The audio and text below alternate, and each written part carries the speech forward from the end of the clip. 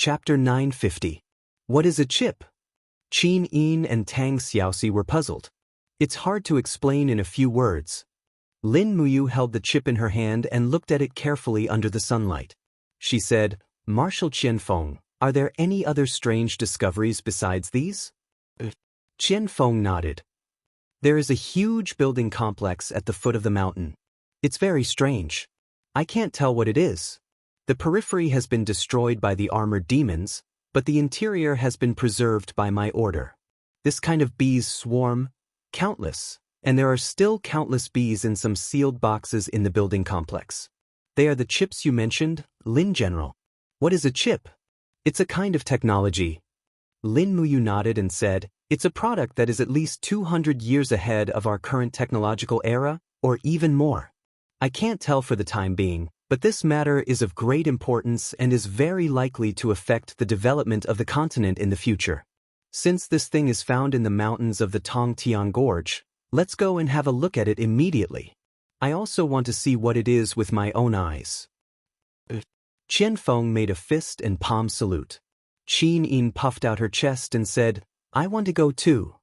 Tang Xiaoxi also nodded. Lin Muyu frowned. The people of the Congress are stirring up trouble in Lanyan City. I'm afraid it's not appropriate for us to all go there. It's not inappropriate. Qin Yin smiled with her dimples. If we fly in the air, it will take us at most 1 day to go to the Tongtian Gorge and 2 days at most. The capital is guarded by General Feng and a Yen. Nothing serious will happen. Besides, didn't you order the Longdan army camp to guard Lanyan City? Well, let's go now. We can still make it in time for the morning court meeting the day after tomorrow. All right. Lin Muyu nodded at Qianfeng and said, in that case, Marshal Qianfeng will lead the way. We have to rush to Tongtian Gorge as fast as possible. It just so happens that Xiao Yin hasn't been to Ba Huang province since she came back. Let's treat this trip as a long journey for the Empress. Qianfeng cupped his fists. It is my province's honor to have your highness inspect Ba Huang province. Then let's go. Yes. In the sky, 4 figures rushed into the sky. When they reached a height of almost 1,000 meters, they suddenly turned and rushed towards the northeast. Qianfeng, who had the lowest cultivation among the 4, was also close to the God King realm. They were very familiar with flying. Compared to the pericelestial experts, they knew better how to use their divine power to fly and maintain their physical strength and speed. While flying at high speed, it was a piece of cake to overlook thousands of miles of mountains and rivers. The beauty of the Shattered Cauldron world far surpassed that of the celestial pole continent. The mountains, rivers were beautiful.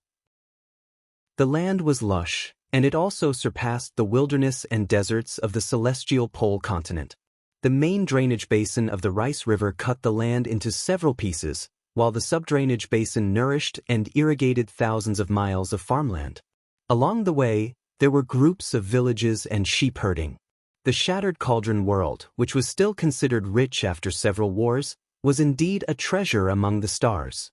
This is our world, Lin Muyu said excitedly. The corner of Qin Yin's mouth rose slightly. She maintained the speed of flying side by side with Lin Muyu and said, this is the world that Brother Yu has endured all these years to protect. The people of the nation are right about one thing. The world belongs to the people of the world and not directly to the emperor. For so many years, the 3 kings have ruled the world with benevolence and righteousness. You guys have worked hard. Lin Muyu laughed softly. It's not hard. Don't we have Xiao Yi now? Brother Feng and I can also rest a little and slack off. Tang Xiaoxi pursed her lips. The nation has repeatedly caused trouble. I think you and General Feng can't slack off. Lin Muyu smiled. She looked at Qianfeng and said, Marshal Qianfeng, you have also heard about the matter of the nation's army, right? I have heard a little about it. Qianfeng said in a deep voice, given my temperament, I will definitely not condone the nation. I would rather fight to the death than kill this group of despicable people. However, Her Highness Yin and Lin General Lin's actions are more inclined to the way of the king. They are much more brilliant than what I, a general from a humble background, would do. However, what I don't understand is, since Lin General allowed the nation to continue, does he not have any plans for the future? He has plans. A radiance flashed across Lin Muyu's eyes. She said, "There is nothing wrong with the constitutional monarchy. It is a progress of civilization. What is wrong is that the nation has been controlled by a group of despicable people with military power. If we could change the blood of the nation, perhaps this nation would become a true nation. It could be a nation that can help Xiaoyin strategize, share responsibilities, and formulate the nation's strategy." Qin Yin was slightly startled. She opened her small mouth. "Big brother, you know so many things. Wait until you return to my hometown. You will naturally understand why I know all these." Lin Muyu rubbed her nose. "But that might be something that will happen 10 or even 20 years later. Without the strength of a grand perfection god emperor, it would be hard to travel through space to return to my hometown because that place is too far away. It is unbelievably far." Qin nodded lightly. "I will work hard to cultivate." In the wind, Qin Yin's beautiful face was filled with expectation and gentleness. At this moment, she did not look like an empress. Instead, she looked more like Lin Muyu's long-awaited girlfriend. Perhaps the sands of time would sharpen one's willpower, allowing one to understand what one wanted more. In the past, Qin Yin wanted to live up to her ancestors and support Great Qin. Now, after experiencing so many things, Qin Yin finally understood that accompanying the person she loved was the most beautiful dream. Tang Xiaoxi tilted her head and looked at them. She smiled. "Then what is Mu's plan for the future of the nation?" Lin Muyu pondered. "The Qin Empire has a total of 13 provinces and more than 150 states. Hence, we can issue an edict to choose a member from each state to participate in the parliament. And this member should be a person with lofty ideals. With these members, we can replace the feudal vassals in the parliament. Step by step, we can reform the parliament. In less than half a year, the parliament will be renewed." Qin Yin was surprised. Actually, I have the same idea. Let's implement it after we return." When the sun was setting, the four of them flew into Tong Tian Gorge. Looking down, the barracks in the gorge stretched for dozens of miles. Rows of Central South Iron Cavalry finished their training and were on their way back. In the past half a year, Tong Tian Gorge had been attacked time and time again. But the army was getting bigger and bigger. There were at least 50,000 Iron Cavalry in the gorge. Qianfeng was indeed an outstanding general. Lin Muyu couldn't help but smile. "It seems that our Ba Huang province is now strong and well-equipped." Qianfeng also smiled. "Thanks to Lin General's edict, Yunzhong province and Tianshu province have been transporting supplies to Ba Huang province. Otherwise, I wouldn't have been able to gather such a large team. Not only that, there are already 10 giant flying snakes in the insect nest. They're just waiting for Lin General's command. The whole army of the celestial race will fight to the death for the Qin Empire." "All right," Qianfeng suddenly pointed to the distance and said, "That hill is right in front of us. We'll be there soon. Shall we go down?" The four of them swooped down.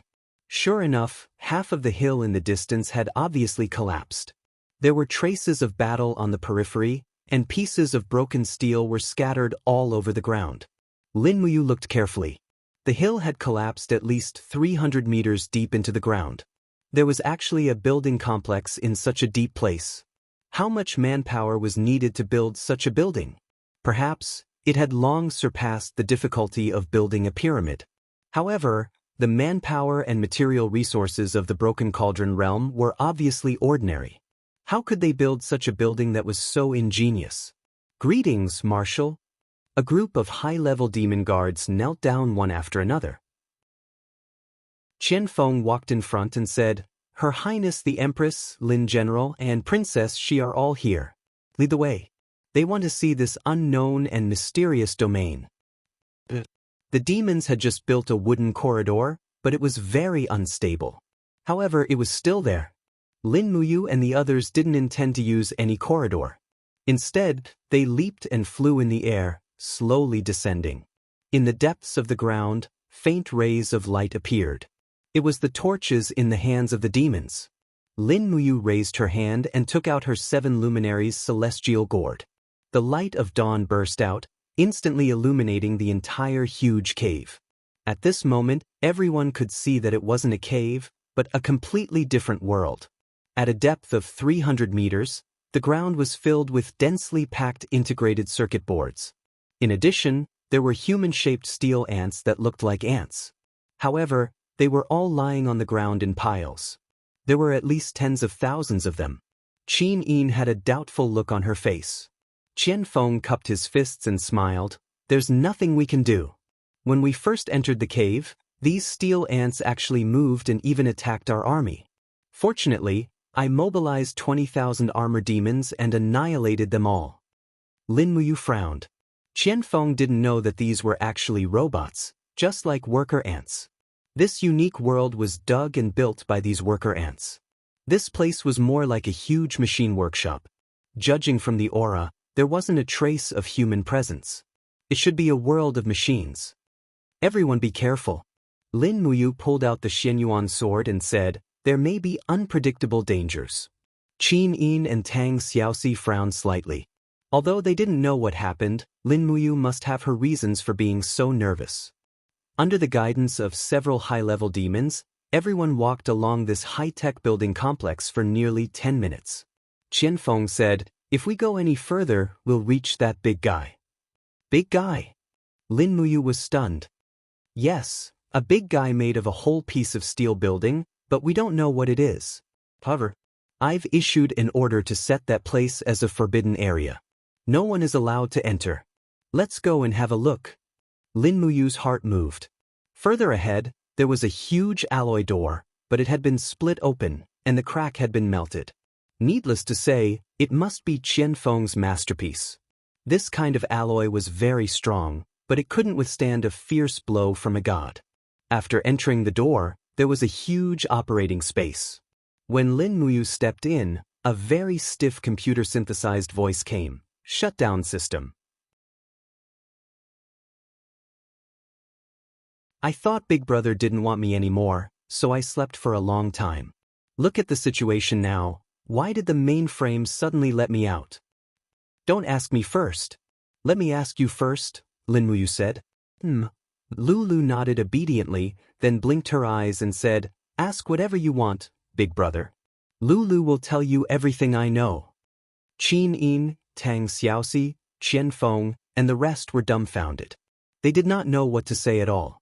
Everything before their eyes was beyond their understanding, and they could not understand it at all. However, seeing how excited Lin Muyu was, they did not disturb him. They would let him figure it out first. Lin Muyu said, Lulu, tell me first. Where are we now? Broken Silence Hall. Lulu said, this is the Lord Celestial Emperor's bedroom, and also the heart of the entire Celestial Emperor system. Celestial Emperor? Lin Muyu was confused. Tell me, what's the Celestial Emperor, and what's going on? Celestial Emperor seems to be a product of Earth, so why is he in the Shattered Cauldron realm? Lulu said, Celestial Emperor is an intelligent exploration system jointly developed by China, the United States, and Russia in 1983. It was secretly launched by China's expedition rocket and sent to distant galaxies to explore the mysteries of life. Ouyang Luofeng, who participated in the development of the Celestial Emperor system, was known as the father of Celestial Emperor because he gave Celestial Emperor the ability to grow on his own. Coincidentally, Celestial Emperor's system program package was sucked into a wormhole while flying in space. At that time, there was a battle between gods in the wormhole, and Celestial Emperor was involuntarily sucked into the reincarnation space and sent back to 124 years ago. Therefore, Celestial Emperor grew on his own for over 100 years and possessed unimaginable technological abilities. However, he was still restricted by the laws set by Ouyang Luofeng back then. He couldn't harm the innocent and couldn't invade other planets. Therefore, although Celestial Emperor was very advanced, he only played the role of a scout. Later on, Celestial Emperor's program package fell in the Shattered Cauldron realm 63 years ago and settled down in the Tongtian Gorge. However, he also collected the data of countless lives in the Shattered Cauldron realm and other galaxies. 17 years ago, he returned the data to Earth. The people on Earth used this data and technology to create the epic-making full simulation game, Conquer. It was also because of this that your spiritual consciousness was chosen and transmitted to the Shattered Cauldron realm through consciousness transmission. Lin Muyu's hair stood on end. He knew that things weren't as simple as they seemed, but he didn't expect it to be this complicated. Lulu, why didn't you tell me about these things before? Lin Muyu asked. Lulu lowered her head awkwardly and rubbed her hands together. Big Brother didn't have enough authority to know about these things before, so the Celestial the Arch ordered me not to say these things. Then why can you say it now? Lulu doesn't know either. Maybe it's because Big Brother is strong enough. Oh, Lin Muyu pondered for a moment before asking again. So, those skills in Conquer, Star Arts, Fallen Star Steps, Imbibing Slash, and so on, are all real martial arts. Lulu nodded and said, the Celestial the Arch created about 20 billion scout bees and sent them to various galaxies to explore new worlds. That's why he obtained a lot of data. However, the main settings and data of Conquer are based on Shattered Cauldron Realm because that world is the most fascinating. Does Earth have any new orders for the Celestial the Arch? Lin Muyu suddenly thought of some bad things.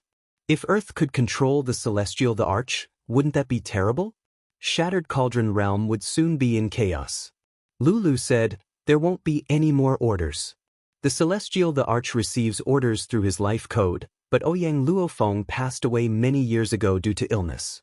Therefore, Conquer is the Celestial Thearcha's last message to Earth. Lin Muyu felt a headache coming on. What plans does the Celestial the Arch have for the future? Lulu, are you part of the Celestial the Arch? Lulu smiled. I am 1/10 of the Celestial Thearcha's program. However, Big Brother, you are the only person with S-level authority in the Celestial the Arch system, so you are the controller of the Celestial the Arch. If you wish for Lulu to be the Celestial the Arch, then Lulu is. If you wish for it not to be, then Lulu is not. As for plans, the Celestial the Arch will continue to live and continue to collect data in the universe. However, the Celestial the Arch will not expand, and the worker ants he produces will not have any attack power. Lin Muyu frowned and said, so, even if I order the Celestial the Arch to produce weapons and equipment for me, it won't work. Yes, Big Brother. Lulu chuckled and said, the rule that Ouyang Luofeng gave the Celestial the Arch is the highest order. The Celestial the Arch will never produce weapons and will never participate in wars. Even if he is attacked, the Celestial the Arch will not fight back. At most, he will escape. How pitiful. He can't fight back. Qin also understood some things. She pursed her red lips and felt indignant for the Celestial the Arch. Tang Xiaoxi also said, yes, no wonder such a weak army like the Armor Demon Army can flatten this place. Qian Feng touched his nose. Princess Shi, actually, the Armor Demon Army is not weak. I have been training them in battle techniques all these years. These idiots are already very powerful, Lin Muyu continued to say. Then Lulu, what can the Celestial the Arch do for me? Can he provide me with the power of technology? No, the Celestial the Arch cannot reveal anything related to war.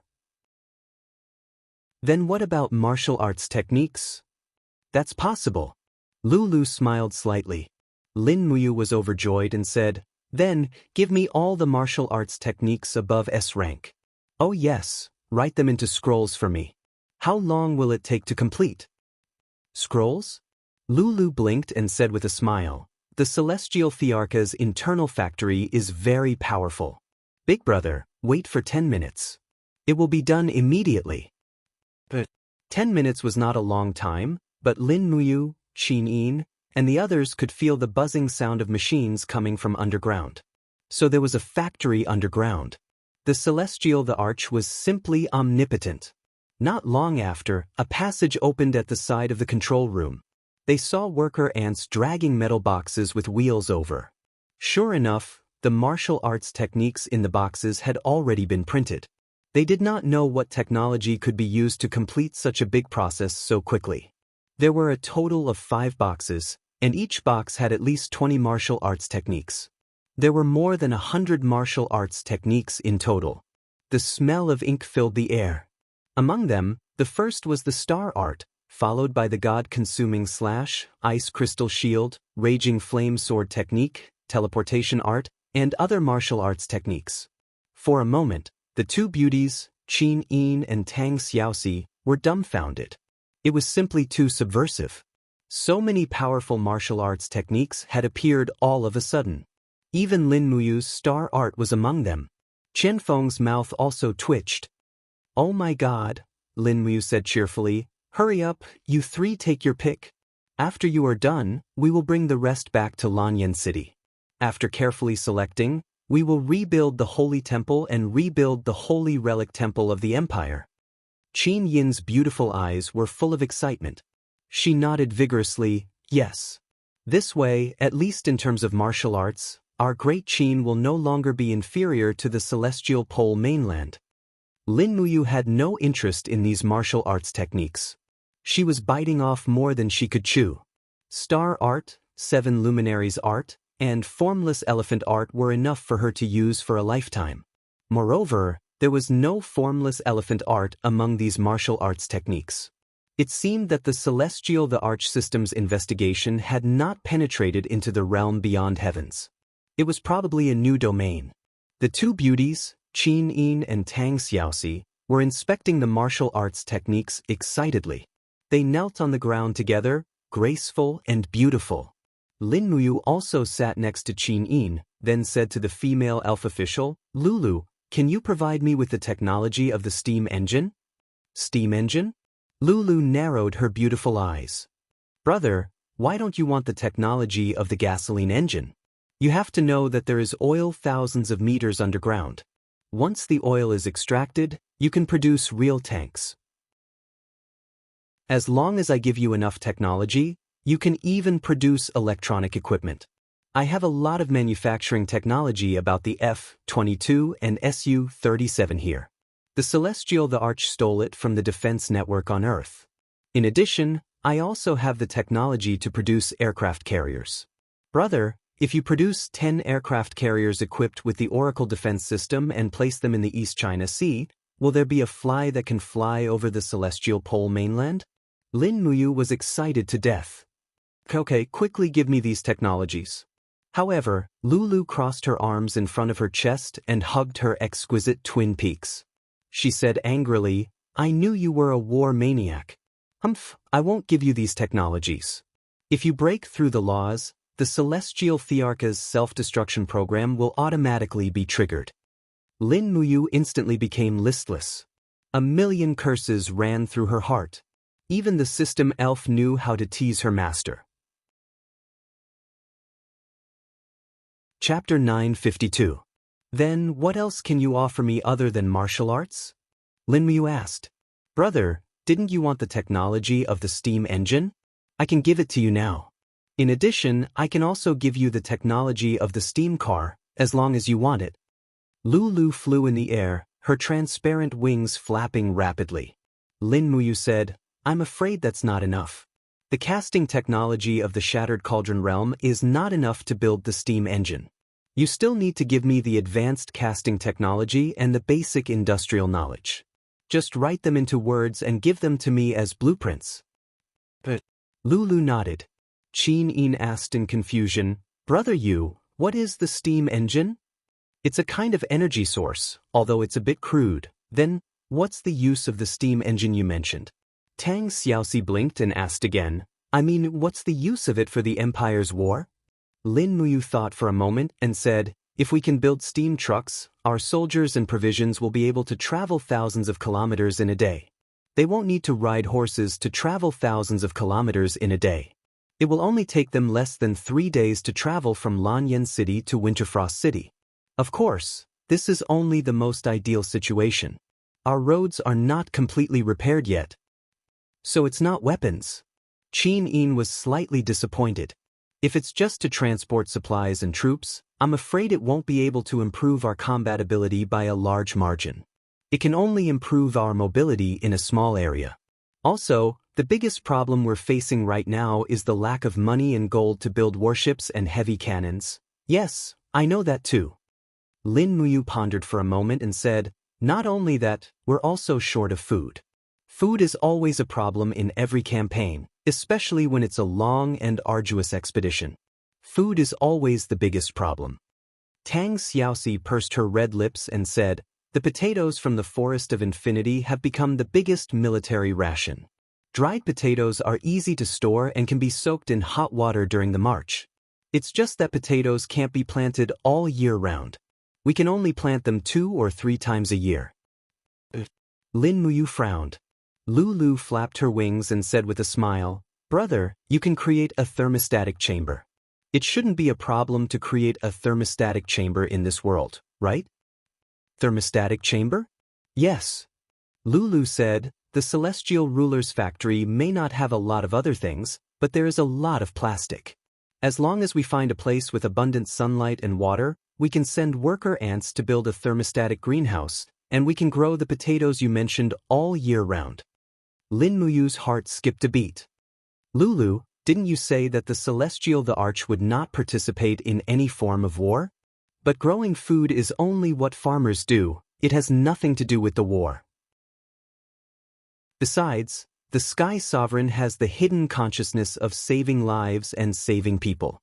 As long as Big Brother gives me a piece of land, the worker ants produced by the Sky Sovereign will quickly grow a large area of potatoes to provide food for Big Brother. This is not considered interfering in the war, is it?" That's great, that's great." Lin Muyu was ecstatic. Qianfeng coughed and said, "Lin General, behind this mountain range is a land bordered by a forest and a plain. It's about 100 miles of fertile land, but our divine race is not good at farming, so we haven't cultivated it. If it's really as this mysterious fairy said, then it's feasible. This subordinate can send troops to protect this place and divide this land into a potato plantation." "Yes, that's settled." Lulu pointed to Qianfeng and said, "Lulu, the matter of planting potatoes will be handed over to Marshal Qianfeng." Lulu seemed a little frightened. "But Big Brother, this uncle is very fierce. He even brought a lot of big gray dogs to destroy some of the worker ants." "Those aren't big gray dogs. Those are the armored demon army of the divine race," Qianfeng explained with a pale face. Lulu didn't listen to Qianfeng's explanation and continued, "There are about 200,000 worker ants under the Celestial Factory. According to their work efficiency, they should be able to plant the first batch of potatoes in 20 days. In addition, Lulu has a big gift for Big Brother." "What big gift?" Lulu bowed mysteriously and actually performed a Qin Empire's ladylike etiquette. Then she pointed to the black screen behind her. Suddenly, the light of stars appeared, and soon, a huge map appeared on the screen. It was the map of Broken Cauldron World. At the same time, small gold, purple, and white dots appeared on the map. In addition, there were also pieces of fiery red territories that looked like silk. "This is the border of the map." Qin Yin and Tang Xiaoxi's little mouths were wide open. Lin Muyu was stunned and said, "What are these?" Lulu giggled and said, "These are the results of Celestial Ruler's investigation of Broken Cauldron World for so many years. Big Brother, look, the gold icon represents a huge underground gold mine, the purple icon represents a purple crystal mine, and the silver icon represents a white diamond mine. As for the red icon, that is what Big Brother wants the most. Magic crystal mine. It can't be true." Qin Yin couldn't help but open her flaming eyes. A pair of goddess-like beautiful eyes were filled with joy and hope. If these were all true, then it was simply an unimaginable wealth. Lulu smiled and said, "Sister Qin Yin, these are naturally true. You are Big Brother's girlfriend, why would I lie to you?" Qin Yin's face turned red and said, "How do you even know this?" Lulu puffed up her small chest and said proudly, "Since Big Brother's S-rank identity allows me to integrate with Celestial Ruler's functions, then I can be said to know everything about this land." Lin Muyu was so excited that she was about to suffocate. She said, "Lulu, print this map according to the division of the province and give it to me. It must be specific and detailed, understand?" "Yes, Big Brother." Very soon, the map was printed out, and Lin Muyu stored it away like a precious treasure. Lulu smiled and asked, "Big Brother, I also have the distribution of underground oil and rare metal mines. Do you need them? I don't need them for the time being. Rare metals are temporarily useless. Yes, that's true. Most of those rare metals are used for aerospace. With Broken Cauldron World's technology, they probably won't be used for another 100 years. Lulu, you are now the spokesperson of Celestial Ruler. Who do you think is stronger, Broken Cauldron World or Earth? In terms of technology, Earth is naturally stronger, but in terms of strength, I'm afraid Broken Cauldron World is stronger. After all, spiritual energy is scarce on Earth, and there are very few cultivators. While focusing on developing technology, people have forgotten to train and explore their bodies and potential. Once they break through to the divine realm, all technology is equivalent to nothingness. Yes, that's right. Lin Muyu smiled and said, the hard fist is the hard truth. In that case, big brother, can Lulu send the worker ants to open up the wasteland and prepare to plant potatoes? By the way, Lulu only collected a small number of potatoes, and I need more germs. I need Big Brother to provide them to me. No problem. Lin Muyu stood up and said, Xiao Yin Xiao Shi, we can't leave Lanyan City for too long. Since the matter here has been solved for the time being, let's return to Lanyan City immediately and start rebuilding the sacred martial palace and sending back the potato germs. The sooner, the better. No one knows when the next war will come. In addition, I have put away the distribution maps of the gold, white diamond, purple crystal and magic crystal mines. Later, I will separately order Su Jiantao, Tang Zhen, Qin Xiaoli, Qin Yong, Zhen Yifan, and other garrison generals to dig. We must firmly grasp these mineral veins in our hands. We can't let the Congress have a share of this, or else we will be even more passive in the future.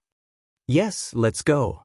Qin Yin nodded and then turned to Qianfeng and said, Qianfeng, listen to the announcement.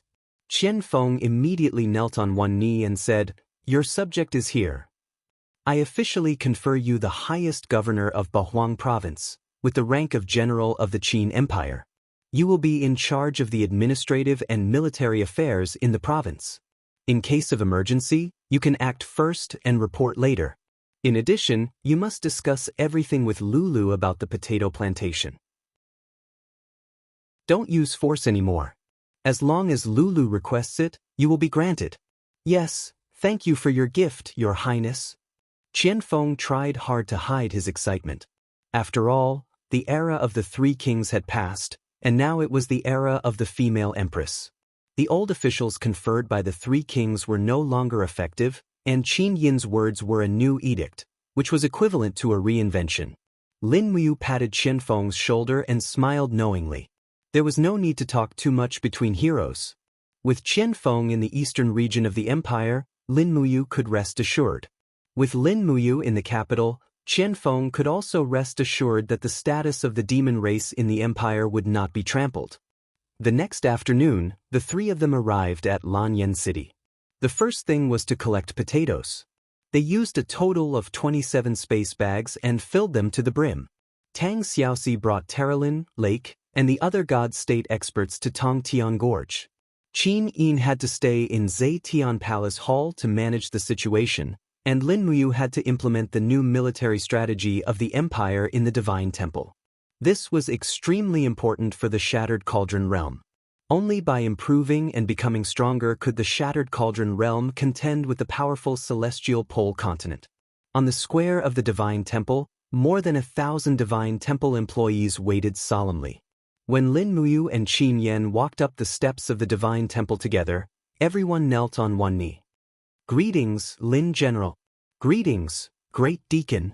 In the eyes of the martial artists of the Empire, Lin Muyu was the true martial god. Her position in the hearts of the people of the Divine Temple was probably much higher than that of Qin Yan, the Great Deacon of the Divine Temple. After all, Lin Muyu was also the Great Deacon of the Divine Temple in the past, and was once the pride of the Divine Temple. Dispense with the formalities. Rise.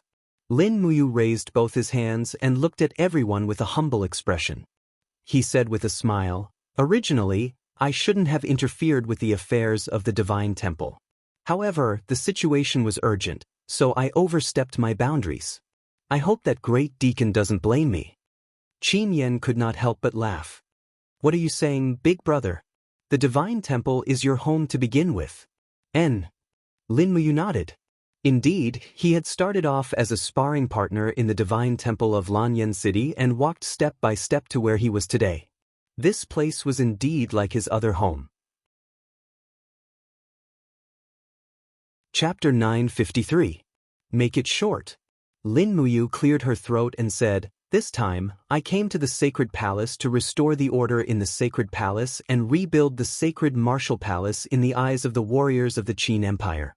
This is also the intention of Her Highness Yin. This time, I brought back a total of 114 martial arts manuals.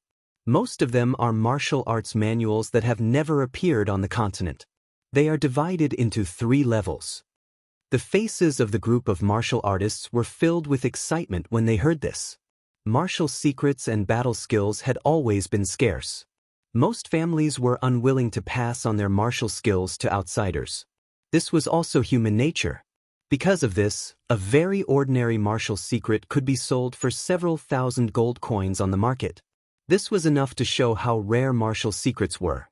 Lin Muyu was very satisfied with everyone's performance.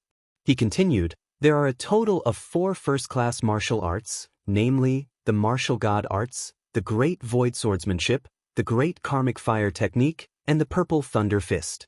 However, the essence of these martial arts is extremely difficult to comprehend, so only the Grand Deacon, deacons, Gold Star instructors, and sparring partners are qualified to practice them. There are a total of 11 first-class martial arts, namely, the bone-crushing palm, the burning wind technique, the fierce gale sword technique, the thundercliff technique, and the void palm technique. Only Silver Star instructors and sparring partners are qualified to practice them. There are a total of 99 first-class martial arts, namely, the heart-piercing finger, the thunderblade technique, and the hurricane spear technique. Anyone in the sanctum can practice these third-class martial arts. Everyone's emotions surged, and they all knelt down one after another, shouting, "Long live Lin General! Long live the Empress!" Lin Muyu smiled faintly and handed the 4 first-tier martial arts manuals to Qin Yan. Yen, don't copy these 4 manuals. Keep them in the secret room of the Sacred Hall. Send more experts to protect them. Don't let these martial arts spread to the celestial pole continent. Yes, big brother, please rest assured. Qin Yan smiled cheerfully. Lin Muyu nodded. Then I'll leave the matter of rebuilding the sacred martial palace to you. I still have something to discuss with Brother Feng. Take care, big brother. At night, in the Imperial Army camp. When Lin Muyu led Wei Chou, Sidu-sen, and the others into the camp, Feng Jixing had already come out to greet them. With a red face, he said, There must be something good this time. I heard that you went to the Tongtian Gorge and saw something strange. You must have gained something, right? Yes, let's talk about it after we enter the tent. All right. Entering the tent, under the light of an oil lamp, Lin Muyu spread out a map on the table. It was a map of Lingbei province, and there were many small marks on it. This is... Feng Jixing was stunned. Lin Muyu said, the gold ones are gold ores, they can help us smelt and forge more Jinxin coins. The purple ones are amethyst ores, the silver ones are white diamond ores, and the red ones are magic crystal ores. Really? Yes. How did you get these positions? Feng Jixing practically threw himself into the map, his face full of happiness. I'm rich. Lin Muyu was speechless. It's a long story, I won't go into it. Anyway, it's absolutely accurate. Big Brother Feng, I'm here to tell you that our Longdan Army camp and the Imperial Army can mine these ores separately. The nearest gold and magic crystal ores to Lanyan City are less than 200 li away. Since there's no war now, we should make use of this time to make a fortune. Feng Jixing nodded repeatedly. Lin Muyu pointed at the map and said, this place is close to the dragon-seeking forest. The gold ores here are very rich, enough to forge 1 billion Jinxin coins. With this 1 billion Jinxin coins, we can build an imperial navy. The remaining money can also be used to forge magic crystal cannons and god-slaying cannons. Okay. Feng Jixing nodded repeatedly. But the imperial treasury is empty. Even if we have Jinxing coins, we have nowhere to spend them. You're just wasting your time, aren't you? Why is there nowhere to spend them? Lin Muyu smiled. The rich families in Lanyan City have stockpiled so many resources, food and manpower. But they're greedy. We'll use these Jinxing coins to exchange for their manpower and resources. We'll make them misers while we use these resources to defend the empire against powerful enemies and even open up new lands. Big brother Feng, where did you learn economics? Feng Jixing slammed his palm on the table. Where did I get the chance to learn economics? In any case, I'll leave this gold mine to you. The sooner the better. Xiao Yin will also grant you the right to forge Jinxing coins. As for me, I'll bring the Longdan army camp to mine this magic crystal mine. It's located 50 li deep in the dragon-seeking forest. Remember, Big Brother Feng, I'll take care of the money. Alright. Then, we'll only be left with the steam engine. Late at night, the two commanders of the Imperial Army and the Longdan army camp arrived at the Department of Weapons. Under the lamp, Qin Xiling stared at the blueprint of the steam engine for a long time without saying a word. He did not seem to understand it at all. On the other hand, Old Roger, a mechanic from the land of exile, smiled and said, "The Marshal actually has the blueprint of the steam engine. It's really not simple." Qin Xiling smiled. "Teacher Roger, you know about this? It's a compulsory course for mechanics." Old Roger shook his head. "But I've studied it. The Shattered Cauldron realm doesn't have the technology to refine oil. So, if we're going to forge the steam engine, we can only use coal. There are coal mines. All the major chambers of commerce in Lanyan City sell coal," Feng Jixing said. "That's easy," Old Roger said confidently. "Since the Marshal and His Highness think highly of this old bag of bones, then I'll help Lord Qin Xiling complete the steam engine. However, I don't know if the Marshal wants to build a steam car or a steam train. Building a car in 3 months and building a railway in a year? Is that possible?" Lin Muyu asked. Old Roger muttered. "I'm afraid that will require a lot of money. I heard from the Ministry of Revenue that the National Treasury is empty. There's no money to build a railway. I'll take care of the money. You just need to supervise the construction." "Yes, I understand. Please rest assured, Marshal." "All right." Lin Muyu didn't sleep for the entire night. His eyes were slightly red. He only returned to Zetian Palace when the sky was about to brighten. The side palace he lived in was silent. But the moment he opened the door, he saw Qin Yin's figure. She was fanning the fire by the stove. The iron pot on the stove was already emitting green smoke and a faint fragrance. Qin Yin's eyes widened. When she saw Lin Muyu return, she blushed. "Brother Yu, you're back?" Her face was covered in dust, and there were some black streaks on her beautiful face.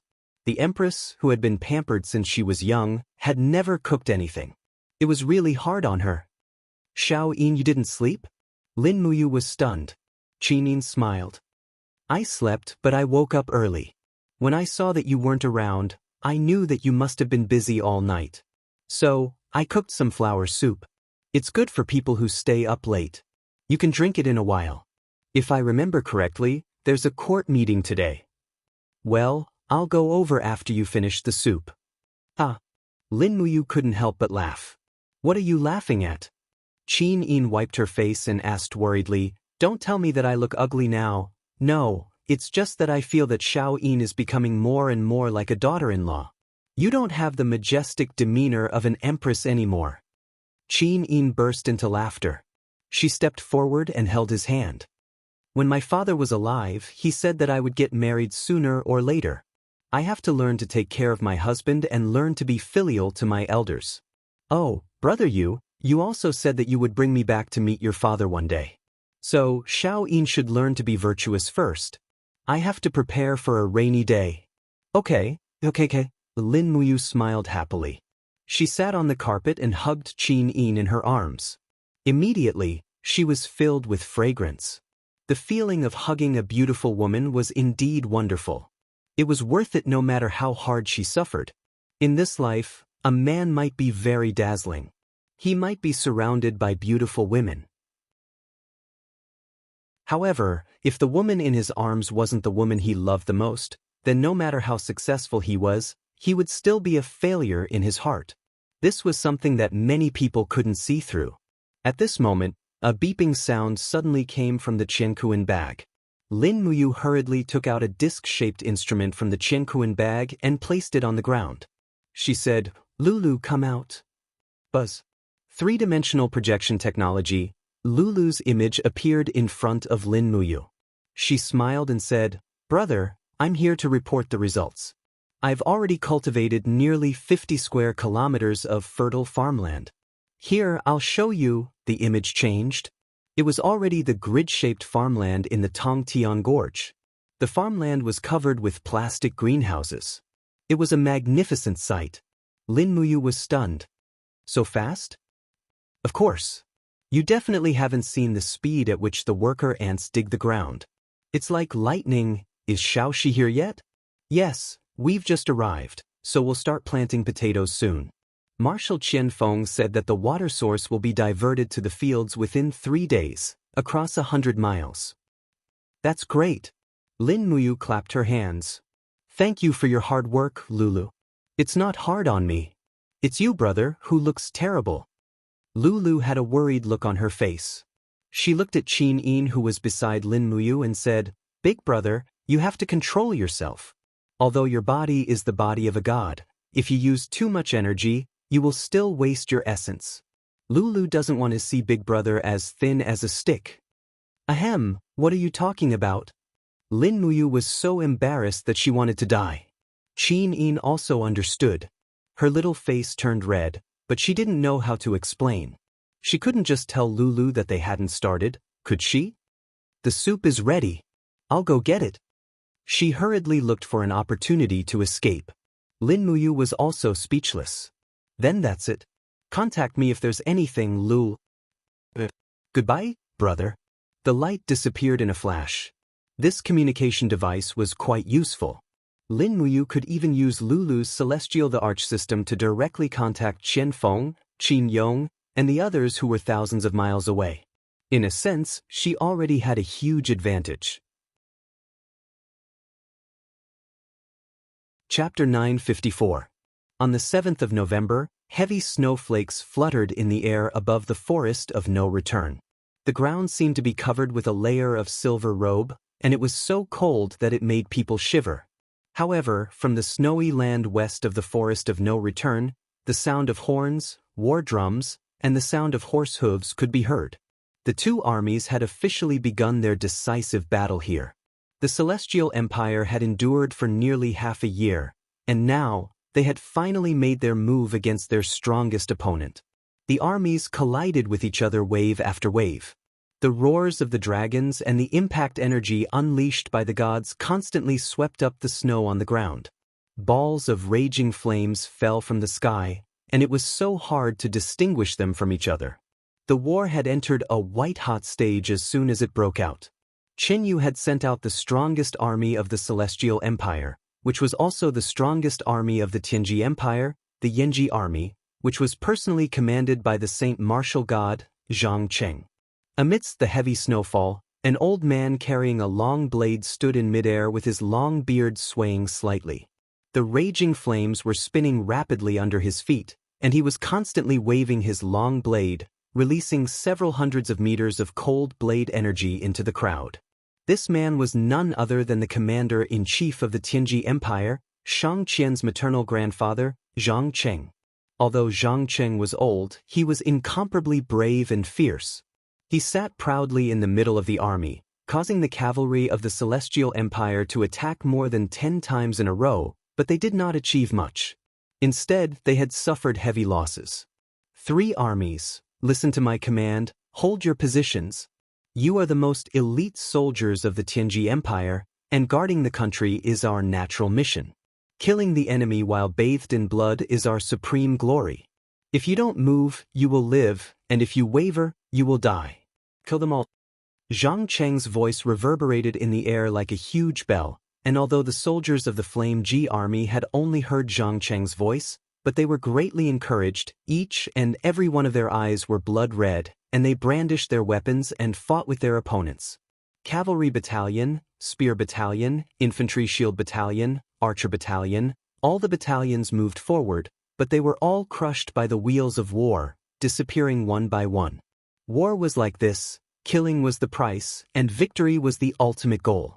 They fought from dawn to noon, but the snow was getting heavier and heavier. Both sides were exhausted, but the Heavenly Jew Empire, with the participation of nearly 300 Dragon Knights, still had a slight advantage, while the Yenji Corps, on the other hand, was showing signs of fatigue. The catapults, the dragon-hunting crossbows, and the torch stones were almost used up. The positional battle was decided by the formation and combat power. It was clear that the Yenji Corps' 250,000 soldiers were gradually becoming isolated under the encirclement of the enemy's 500,000 soldiers. On the snowy ground, a blood-soaked warhorse galloped over. The general on the horse had one of his arms chopped off and his face was covered in blood. With his other hand holding onto the reins, he shouted to the sky, "Great General, something bad has happened." "What's wrong?"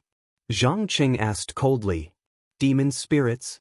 The demon spirit clan has appeared. They are attacking the left army from the west side of the Forest of No Return. There are tens of thousands of demon spirits, including demon kings and demon venerables. It is said that even the demon emperor Nuslik has come.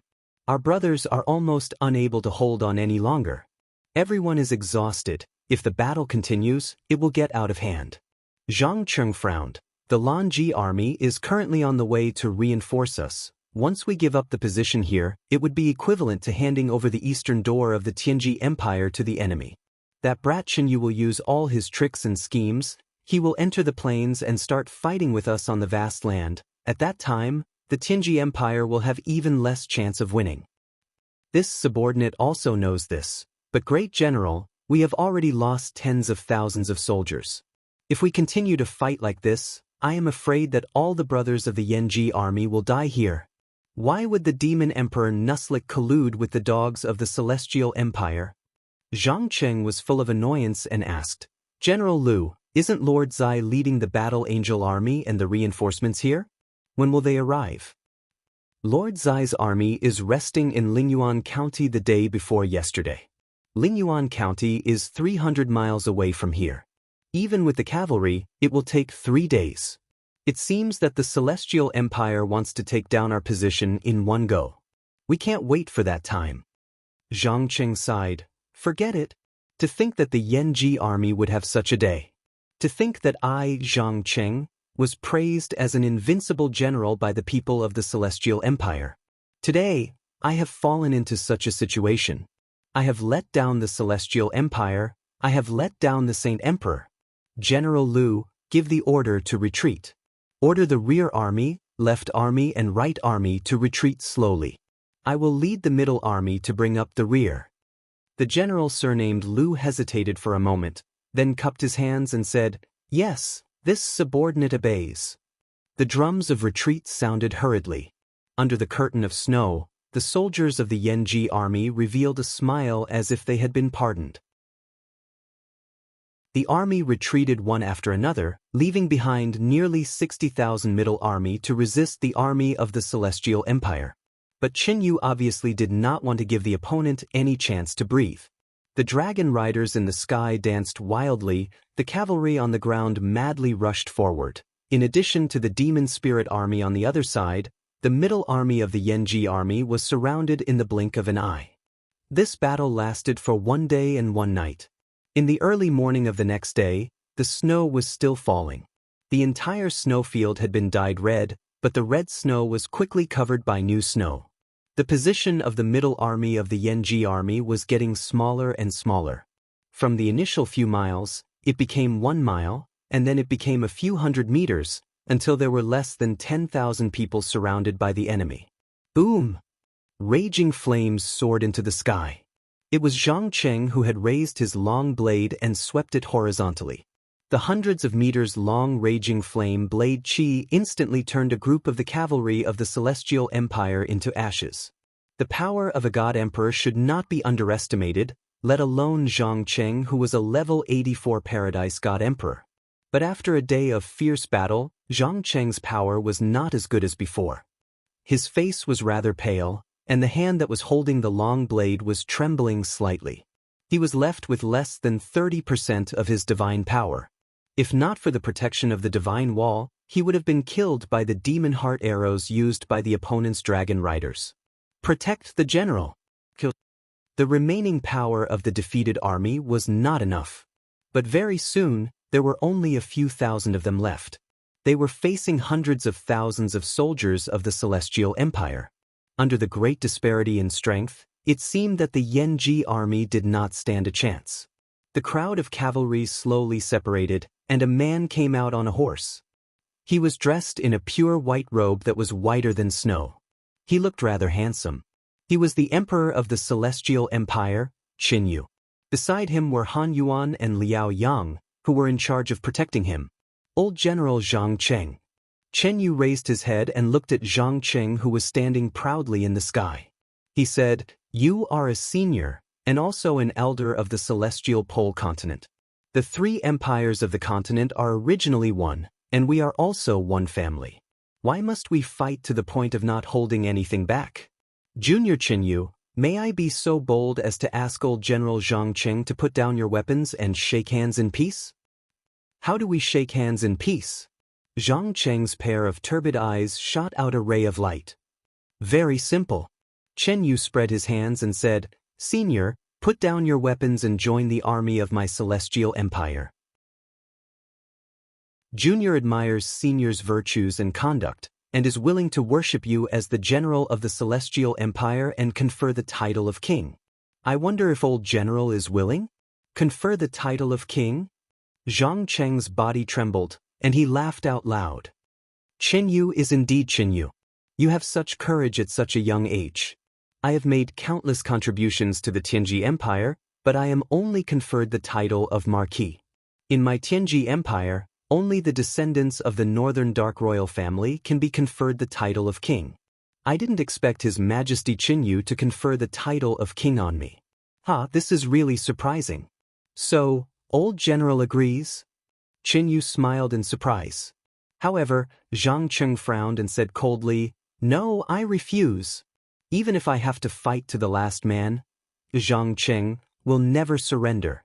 Besides, my Zhang clan, the Shang clan, and even the people of Tianji City all praise me for being loyal and courageous. If I surrender, how am I going to face my fellow countrymen and my family with my old face?" As he spoke, the long saber in Xianxia's hand was instantly burned red by the divine power. He laughed out loud and said, "Let's fight. Even if I die, I won't kneel to you bastards." "You're simply too stubborn." Chen Yu frowned and said, "Continue to kill, leave no one alive." Han Yuan said, "Then what about Xianxia? He is Tianji Empire's Mount Tai and Big Dipper.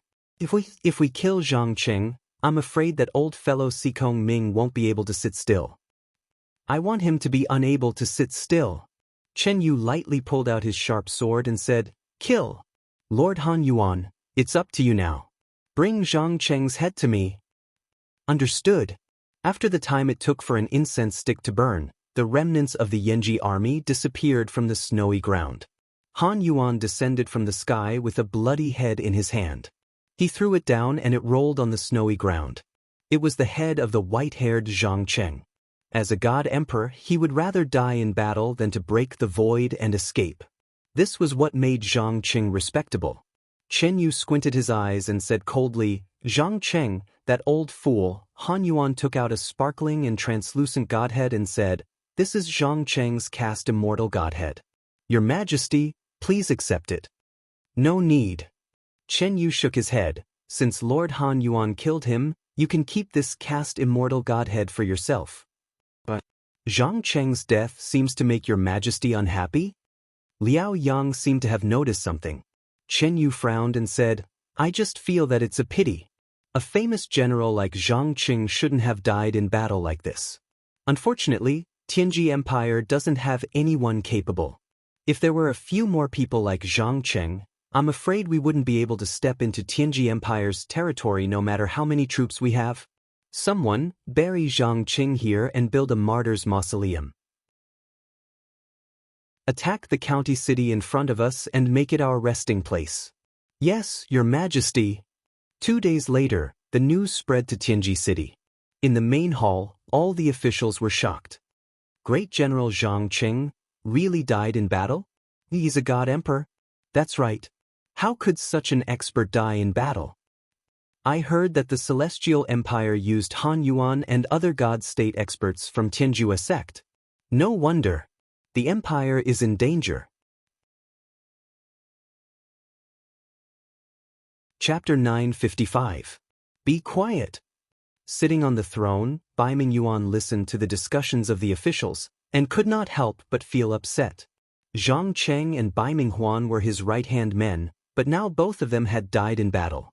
The Tianji Empire was no longer the strongest empire on the Heaven Pole continent, and it was declining day by day. It had become the weakest one. Let's talk about it. What should the empire do now? Bai Mingyuan looked at the crowd coldly and said, the Celestial Empire is coming aggressively. The Yanji Corps on the eastern border has already been defeated. General Zhang Cheng has been loyal all his life and sacrificed his life for the empire. Who would be willing to lead the troops to fight against the Celestial Empire? The officials were silent and the generals looked at the ground. Who would dare to fight against the Celestial Empire now? The Celestial Empire was said to have 5 million soldiers. Plus, they had 400 dragon knights. Who would be able to fight against them? Most importantly, the Tianji Empire's expedition to the Shattered Cauldron world had consumed a lot of national power. Not to mention the 400,000 soldiers that died in battle, most of the money and food in the national treasury had been used up. Adding the defeat of the Yanji Corps, the Tianji Empire didn't even have 400,000 soldiers now. How could they fight against the 5 million Celestial Empire? After a while, an old general cupped his hands and said, Your Majesty, Lord Zai has led nearly 50,000 soldiers to Lingyuan County City. He should be fighting against the Celestial Empire now. With the ability of Lord Zai's Radiant Angel, I'm afraid it won't be easy for the Celestial Empire to take Lingyuan County City. Besides, Chen Yu must be afraid of the Radiant Angel's identity. After all, it's not easy to fight against the Heaven Realm. Zai, Bai Mingyuan sneered. King Lanji, don't forget that Zai is the Radiant Angel, the god of the Western Heaven Realm. The whole Celestial Pole continent is in the Western Heaven Realm's pocket. Do you think Lord Zai will fight against the stronger Celestial Empire to help us? King Lanji was stunned. Your Majesty, you mean? Lord Zai will help no one? That's right. Lord Zai's mission in the mortal realm is to help the Celestial Pole continent destroy the Shattered Cauldron realm. Do you think he will participate in the internal war of the Celestial Pole continent? Lord Zai's position is definitely for us to make peace and attack the Shattered Cauldron realm together. However, this is absolutely impossible. Chen Yu has the ambition of a wolf, and his desire to destroy me is already very obvious. King Lanji said, Your Majesty, if this is the case, this humble subject suggests sending someone to the Blackstone Empire. Now, only by joining hands with the Blackstone Empire can we resist the formidable Celestial Empire. That's exactly what I was thinking. Bai Mingyuan placed his hand on the hilt of his sword and said, It's just that. We don't know who should we send to the Blackstone Empire? I'm willing to go, King Lanji said in a low voice. All right, permission granted. We'll depart on the same day. As he spoke, Bai Mingyuan paused for a moment. There's still one more important matter. Currently, the Empire still has the Lanji Corps, the Yanji Corps, and the local provincial garrison troops. In total, there are close to 700,000 troops. Who will lead them? If we don't resist, I'm afraid that Qin Yu will be able to sweep through the entire territory of our empire within a month. King Lanji cupped his fists and said, This humble subject recommends a person who will definitely be able to take on this great responsibility. Speak. Gong Shangming. Gong Shangming? Bai Mingyuan squinted his eyes, but in the battle of the Shattered Cauldron realm, Gong Shangming's strategy was not above that of Lin Muyu, Feng Jixing, and the others. It was his improper command that led to the defeat of the army. In the end, all our efforts were in vain. Do you still want us to continue to put this person in an important position? King Lan Ji smiled faintly. Your Majesty, although Gong Shangming is good at strategy, he was restrained by Zai, Marshal Baiming Huan, and the others in the Battle of the Shattered Cauldron Realm. He didn't have complete decision-making power, so he was defeated. Moreover, the Shattered Cauldron Realm has been at war for many years. Lin Muyu, Feng Jixing, Su Jiantao, and the others are all famous generals. Each of them is smart and cunning. Gong Shangming might not be able to defeat these people, but he might not necessarily be able to defeat those generals of the Celestial Empire. Your Majesty, don't forget that the Celestial Empire is the same as us. They haven't had any wars for many years, so they are impatient.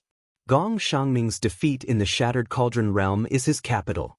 If Your Majesty appoints a scholarly general like Gong Shangming as the marshal, the Celestial Empire will inevitably look down on us. If Your Majesty appoints a scholarly general like Gong Shangming as the marshal, the Celestial Empire will inevitably look down on us. In this way, the Tianji Empire will naturally have a chance to win. On the 10th of November, it was snowing heavily. Gong Shangming formally became the new marshal of the Tianji Empire in Tianji City. On the 11th of November, the army of the Celestial Empire encountered Zai's troops in the Lingyuan County. Just as Baiming Huan had expected, Zai remained neutral and didn't make an enemy of any side. Instead, he advised Qin Yu to stop the war and make peace, but Qin Yu refused. On the 15th of November, King Lan Ji personally led her troops to the capital of the Blackstone Empire, Thousand Mountain City, and was personally received by Emperor Shi Yuan. In the main hall, the sound of drums and music could be heard.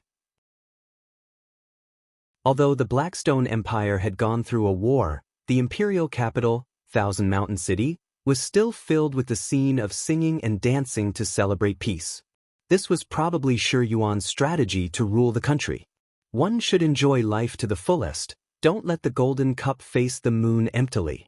Moreover, King Lan Ji couldn't feel that the Blackstone Empire had gone through a war. He couldn't help but frown as he felt that this ally of his was very unreliable. As the envoy, King Lan Ji was arranged to sit very close to Shi Yuan. There were two beautiful women accompanying him, and they were both wearing light and elegant dresses. Their figures were very soft and charming. However, King Lan Ji's mind was completely focused on the Treaty of Alliance, so he didn't care about these beautiful women. Moreover, as a marquis, he had never lacked women. Your Majesty Baiming Huan, have you been well recently? Shi Yuan squinted his eyes and asked with a smile. King Lan Ji hurriedly raised his cup and said, "Everything is well. Thank you for your concern, Your Majesty." "That's good." Shi Yuan drained his cup in one gulp and said, "The Celestial Empire is coming aggressively. I have already heard the grievous news of great General Zhang Cheng's death in battle. He would rather die than surrender. He is truly a famous general." "Thank you for your praise, Your Majesty." Shi Yuan continued. "Qin Yu has the ambition of a wolf. He divided his troops into two groups. One group attacked the Tianji Empire from the Forest of No Return, with a total of 1 million soldiers. The other group confronted the Blackstone Empire's army at the Jinyun Pass, with a total of 500,000 soldiers. With 500,000 strong enemies outside the pass, how could our Blackstone Empire not defend against them? Therefore, our country's 200,000 Gale Legion and the newly trained 200,000 State Guard Army are almost all stationed at the Jinyun Pass. They simply don't have time to care about the war in the Tianji Empire's territory. King Lan Ji's brows knit together tightly as he said, "Your Majesty, you ought to know as well that once the Tianji Empire is annihilated, the next would surely be the Darkstone Empire. Qin Yu's objective is to unify the entire continent and not just a mere Tianji Empire." "I naturally know." Shi Yuan pondered for a while and said, "But there are no troops in the country. King Lan Ji should have seen it on your way here, right? Thousand Mountain City is the capital of the country, but it has less than 10,000 soldiers. At this time, I am more worried that Qin Yu will send a cavalry to the south and directly attack Thousand Mountain City. If that happens, I am afraid that my lair will be in danger." Shi Yuan burst into laughter.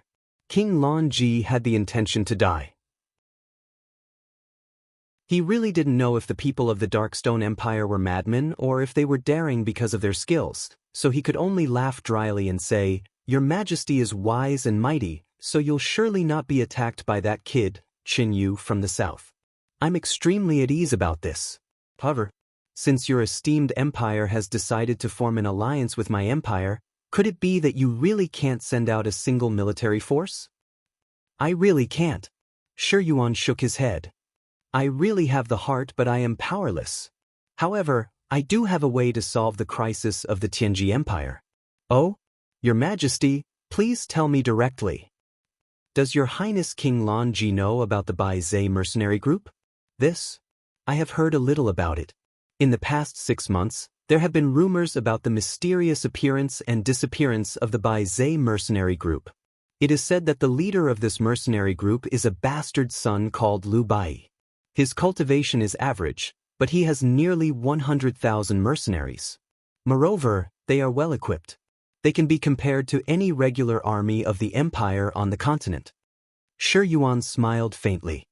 "Actually, it is not 100,000 people. It is 180,000 people." "What?" King Lan Ji was shocked. "A mere mercenary group has 180,000 people? They don't have any income like taxes. How do they feed these 180,000 people?" "Your Highness, you may not know this, but the Bai Zhe mercenary group has already occupied 7 of my cities." Shi Yuan pounded the table and said, "If I am not distracted, I will personally lead the army to destroy them." King Lan Ji blushed with shame. "Your Majesty, why did you mention the Bai Zhe mercenary group to me?" Shi Yuan smiled. "Your Highness, you may not know this, but the real mastermind behind the Bai Zhe mercenary group is not Lu Bai. Lu Bai's scheming, shrewdness, and strength are far from being able to create such a powerful mercenary group." "Then who is it?" "Si Kongyao." "What?" King Lan Ji was so shocked that she sat up straight.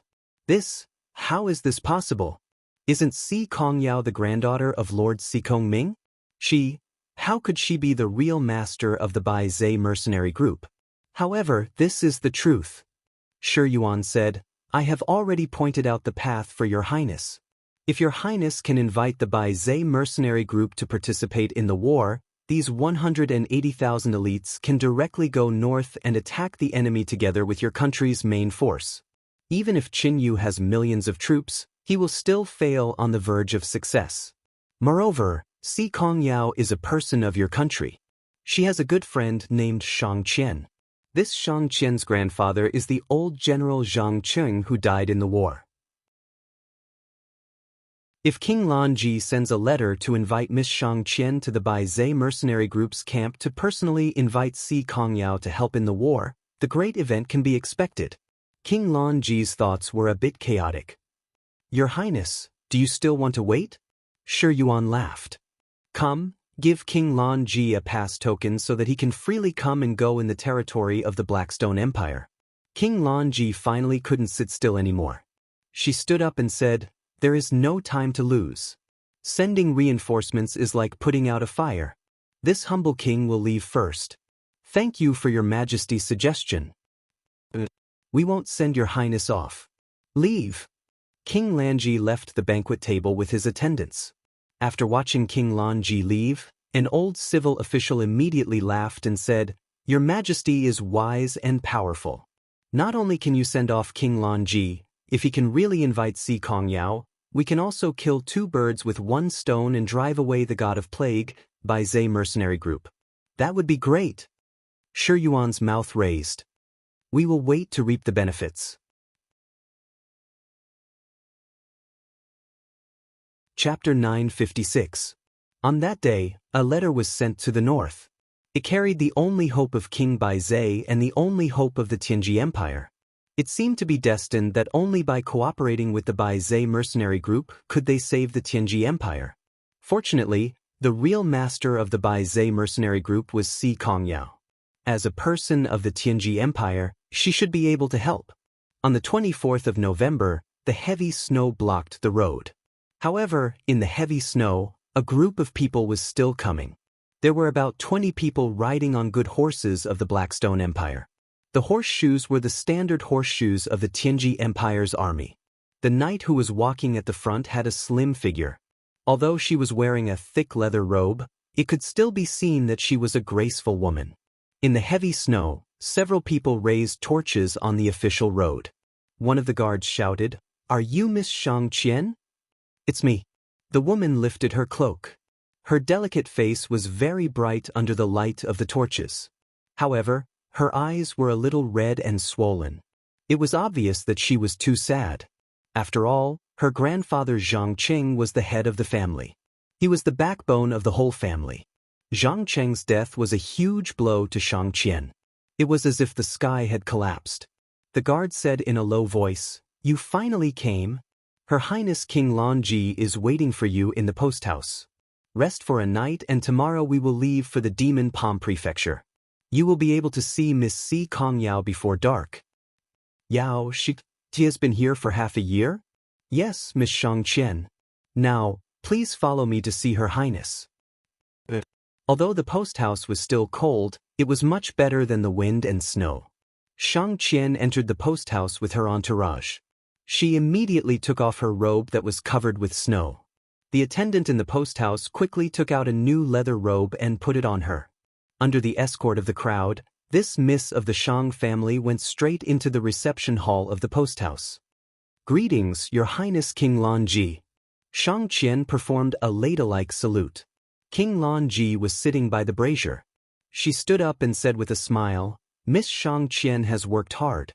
Come and warm yourself up. The weather is too cold. I have ordered the courier house to prepare food and wine. You will soon be able to eat warm dishes." "Thank you, Your Highness." Xianxia walked forward and sat on the chair opposite to King Lanji. Her eyes were slightly red as she said, "Your Highness, did you call me here just to persuade Yao?" "That's right." King Lanji said, "Since Miss Si Kongyao can establish a foothold in the Devil's Palm Peaks and has nearly 200,000 troops, it shows that her ambition isn't small. My Baiming family doesn't have much face. I'm afraid that we have to ask Miss Xianxia to persuade Si Kongyao." "But if you persuade sect leader Si Kongming, wouldn't it be more convenient?" "Miss Xianxia," King Lanji sternly said, "the evil thieves of the Celestial Empire have invaded our border, killed our generals, and seized our cities. Shouldn't every citizen of the Tianji Empire be working for the country? Everyone knows Si Kongyao's temperament. She has always been amenable to coaxing but not coercion. I believe that in this world, besides you, no one can persuade her. Not to mention your grandfather, General Zhang Qi." "Don't say any more." Although Xianxia was sitting there, her body was slightly trembling. Tears were welling up in her eyes. "My grandfather is loyal to the country. I'm proud of him. Please don't say any more." King Lanji was silent for a few seconds. Then she cupped her hands towards the sky and said, "The heavens are bright and the earth is long. General Zhang Qing is a loyal hero. Heaven and earth can be his witness. Not only are you proud of him, but all the people of the Tianji Empire are also proud of him. Therefore, this time, we must persuade Si Kongyao to send troops. Only when Si Kongyao sends troops can we have a chance to win. Only then can we take revenge on the wolves of the Celestial Empire." "Your Highness, you don't need to say any more. Since I'm here, I will certainly try my best to persuade Yao tomorrow. And thank you, Miss Xianxia, for being so understanding." Everyone was silent. After dinner, they went back to their rooms to rest. In fact, everyone had a bright light in their hearts. They didn't need to say anything. They all knew what they should do. The next day, the heavy snow stopped for the first time. They set off in the early morning. When the sun was setting in the west, they saw a towering city standing against the mountains in the distance. It was the capital of the Demon Palm Prefecture.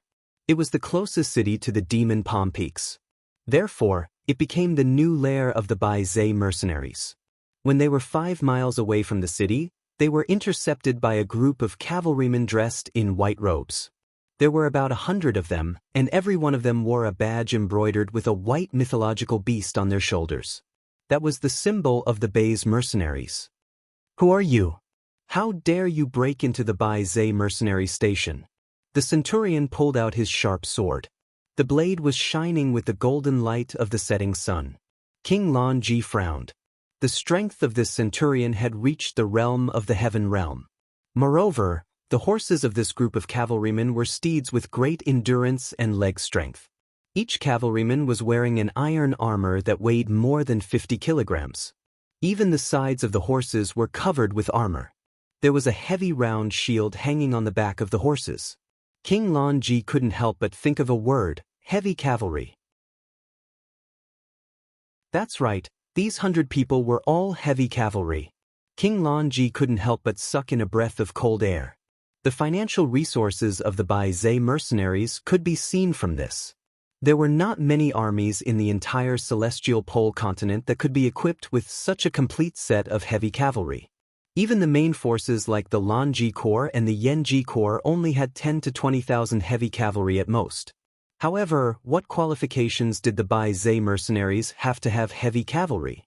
Heavy cavalry, the trump card of the plains. They weren't afraid of arrows and crossbow bolts. It seemed that there was really hope. Therefore, King Lan Ji cupped his fists and said, "I am the left prince of the Tianji Empire, King Lan Ji. This is the young lady of the Shang family, Xianxia. She is a good friend of the master of your Bai Zhe mercenaries, Miss Si Kongyao. I have come to pay a visit to Miss Si Kongyao. Please take us to her." "You are Miss Xianxia?" The centurion was stunned. Then he raised his sword and cupped his fists and said, "Please come with me. Miss is in the city. She said that there are 2 people who came to see her.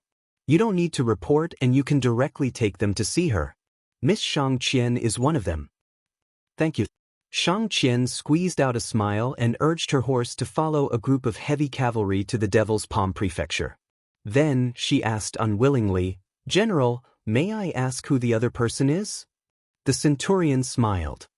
"The former Qin king of the Shattered Cauldron realm, the current marshal of the Qin Empire, Madame Lin Muyu." Lin Muyu.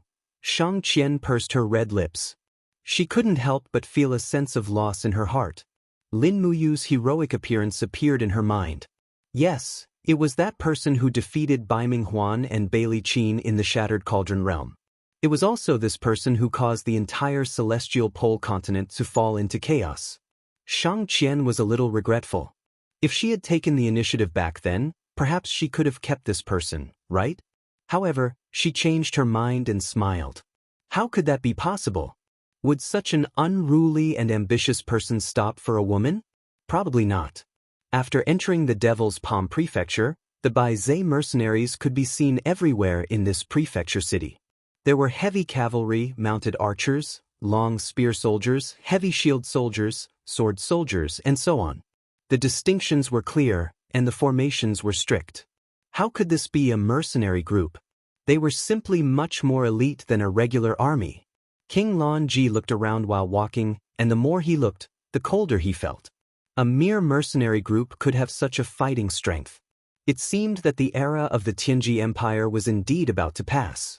If they didn't seek flexibility, they would eventually be replaced. He clenched his fists, and suddenly a crazy idea came into his mind. Regardless of whether the Bai Zhe mercenaries could send out troops or not, as long as the Celestial Empire was defeated, the Bai Zhe mercenaries absolutely couldn't be left alive. Otherwise, it would inevitably become a big problem for the Tianji Empire. "Please come in." There were also city gates in the city. After King Lan Ji, Xianxia, and the others passed through 2 city gates, they finally arrived at the so-called General's Mansion, the core area of the Bai Zhe mercenaries. In front of the General's Mansion, there were 2 lifelike carvings of giant beasts. It seemed as if they would break out of the stone at any time and devour everything. They were incomparably majestic. On both sides, there were imperial guards with swords. Each and every one of them were wearing armors and were looking straight ahead.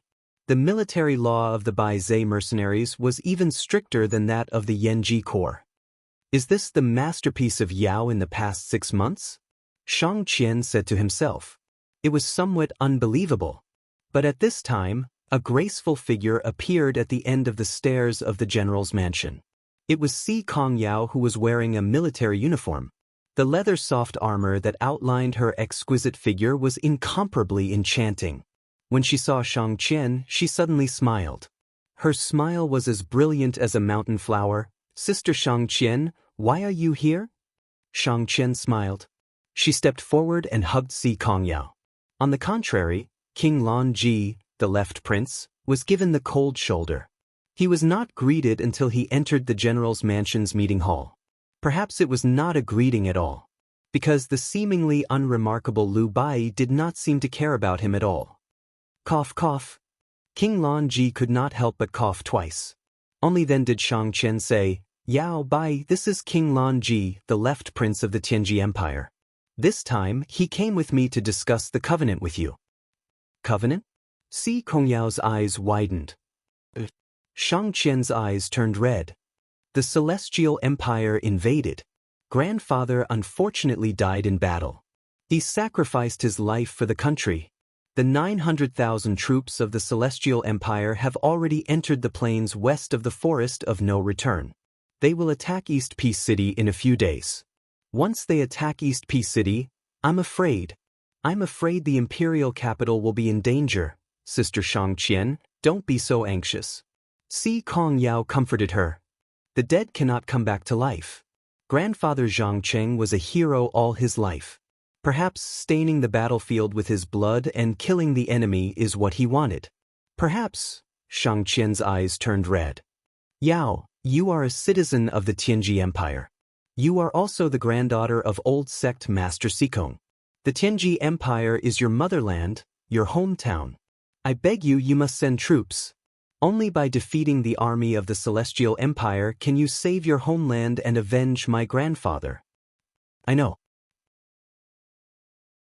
Si Kongyao bit her red lips. But sending troops is a serious matter. I still need to discuss it with the generals and commoners. This matter, seeing her hesitation, King Lan Ji said anxiously, "Miss Si Kongyao, you must send troops. You are the only hope of the Tianji Empire. If you don't send troops, I'm afraid the Tianji Empire will soon fall apart and become a meal for the Celestial Empire." Lu Bai raised his eyebrows. The Tianji Empire belongs to the Tianji Empire. The Bai Zhe mercenaries belong to the Bai Zhe mercenaries. We are not a family. I don't care if you are a meal or lunch meat. Whether the Tianji Empire is destroyed or not, what does it have to do with the Bai Zhe mercenaries? The Tianji Empire used 400,000 soldiers to attack the Broken Cauldron world, which made Lin Muyu miserable. Lu Bai regarded Lin Muyu as his brother. Naturally, he hated the Tianji Empire very much. As soon as Lu Bai spoke, the group of fierce captaincy said in unison, "That's right. Whether the Tianji Empire is destroyed or not, what does it have to do with us? You make it sound so nice, but when did the Tianji Empire treat Miss Si Kongyao well? Why don't we see the emperor conferring the title of duke to Miss Si Kongyao?" King Lan Ji's face was ashen, but he couldn't lose his temper. If he lost his temper here, he would die miserably. These 18 captaincy were not easy to deal with.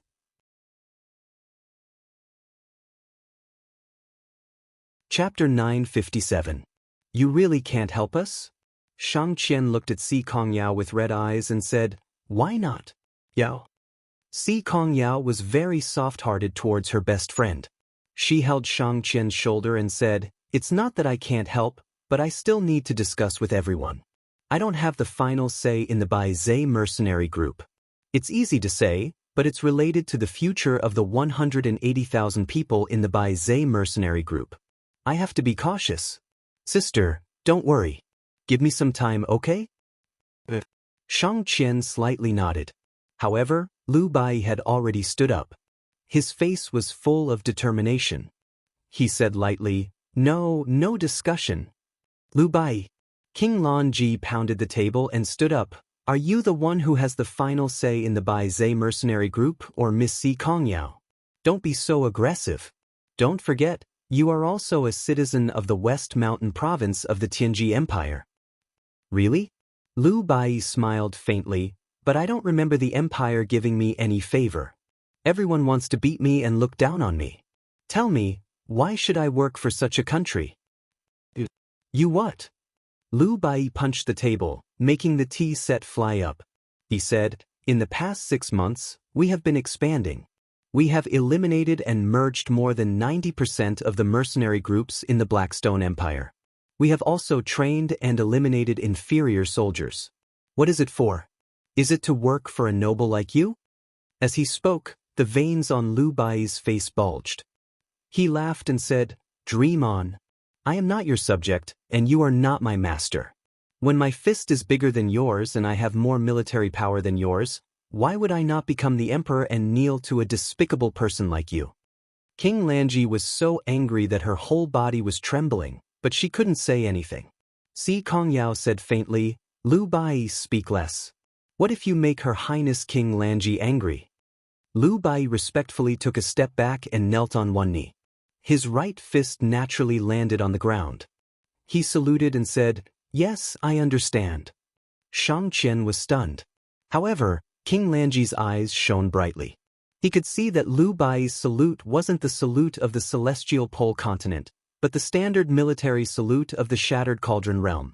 Moreover, along the way, he also discovered that the etiquette followed by the Bai mercenaries was basically the same as the Qin Empire's army. You? King Lanji's face turned ashen as he said, You are from the Shattered Cauldron realm? Are you Lin Muyu's people? Lu Bai smiled and nodded. Yes, we are Qin Emperor Lin Muyu's people. We held it in for half a year and didn't say it out. Now I suddenly feel so carefree. Si Kongyao raised the corner of her mouth. Lu Bai, you talk too much. King Lanji retreated several steps, his face a little pale. Why even Miss Si Kongyao betrayed the motherland? But did I betray the motherland? Si Kongyao asked back with a smile. Your Highness, did I kill an innocent citizen of the Tianji Empire? Did I invade an inch of the Tianji Empire's land? I just established an army in the Blackstone Empire with my own ability. How can you say that I betrayed the country? Just now, I was thinking about using my people to reinforce the Tianji Empire. How can you say that I, Si Kongyao, betrayed the country? King Lanji was an influential figure in the imperial palace, but at this moment, he didn't know what he was talking about. Si Kongyao pursed her red lips and said, Actually, the Tianji Empire is my homeland. I can't not save it. However, not all of the 180,000 people under my command are from the Tianji Empire. I can't let them sacrifice their lives to fight in vain. So, for the sake of Sister Xianxia's face, I agree to send troops. Really? Xianxia was overjoyed. King Lanji was also stunned. Miss, are you serious? Yes, but don't worry. I have conditions. What conditions? Please tell me. Si Kongyao moved her red lips. Her pair of intelligent eyes were full of moving expression. She smiled and said, First of all, if I send 180,000 Bai mercenaries to the north to reinforce the country, the Blackstone Empire will definitely make a move. They have long held a grudge against the Bai mercenaries. Once the Bai mercenaries leave the northern pass, they will definitely seal the door and won't let the Bai mercenaries come back. So this also means the Bai mercenaries are walking on a road of no return. The Bai mercenaries have 7 big cities in the territory of the Blackstone Empire and collect taxes on their own. But once we go to the north, what will we get? King Lanji muttered to himself. His heart felt a bit cold. After not seeing her for 3 years, Si Kongyao was no longer that beautiful girl who only knew how to cultivate and fight. The current Si Kongyao not only had unfathomable strength, but her wisdom was also not the same as before. He frowned and said, Before this king left, His Majesty had already given me some authority to make decisions. If young miss has anything to say, please speak frankly. Okay. Si Kongyao smiled knowingly and said, In fact, it's very simple. Once the Bai mercenaries enter the territory of the Tianji Empire, I need a place to stand. I don't want to become the target of public criticism after the war. As the saying goes, once the cunning hare is killed, the hound will be cooked. My meaning. King Lanji should understand very well. I understand. King Lanji pondered for a while and said, Miss, the route of your army must be going out of the northern pass and passing through the West Mountain province. Then, they will attack the army of the Celestial Empire in the East Peace province. I can decide on behalf of His Majesty to divide the 7 states and counties in the south of the West Mountain province to the Bai Zhe mercenaries. You can station in the cities. The local prefectures will also directly hand over the collected taxes to Miss, so as to supply the Bai Zhe mercenaries. Only 7 states and counties. Si Kongyao couldn't help but laugh. Your Highness, with all due respect, the Bai Zhe mercenaries have a total of 180,000 people. Half of them are cavalrymen. If each person is equipped with 2 blades, there will be a total of 360,000 weapons and 360,000 sets of armor. Even if there are at least 100,000 grooms, I'm afraid that a trifling 7 states and counties can't support such a huge army. Your Highness, don't forget that we are mercenaries. The reason why we could survive in the Blackstone Empire was because we plundered everywhere. Does Your Highness want us to plunder everywhere in the Tianji Empire? Even 7 states and counties can't do it? Then, how much does eldest Miss want? King Lanji's eyes sparkled. Si Kongyao nodded and smiled shyly. Actually, Shiping City, the capital of the Xishan province, is also one of the famous cities in the continent. It has abundant taxes and a strong city. If Your Highness doesn't mind, Yao is willing to guard Shiping City for the empire. What? King Lanji was shocked. The Bai Zhe mercenaries want Shiping City? But can't we? Lu Bai raised his eyebrows and said, the 18 captaincy held a meeting and stood up together. What? You can't even do it, yet you still want us to send troops and sell our lives for you? Under the great power, King Lanji's imposing manner suddenly weakened. He gradually understood that ever since he and Shang Qian had stepped into the general's mansion, they had fallen into a trap. Lu Bai and Si Kongyao were obviously performing a 2-man show. And he only realized it now, but it was too late. Si Kongyao's smile was very sweet. She said, Your Highness, you can decide on your own. However, Yao wants to remind you that if you grant me Shiping City, the Tianji Empire might get peace. But if you don't grant me Shiping City, the Tianji Empire won't just lose Shiping City.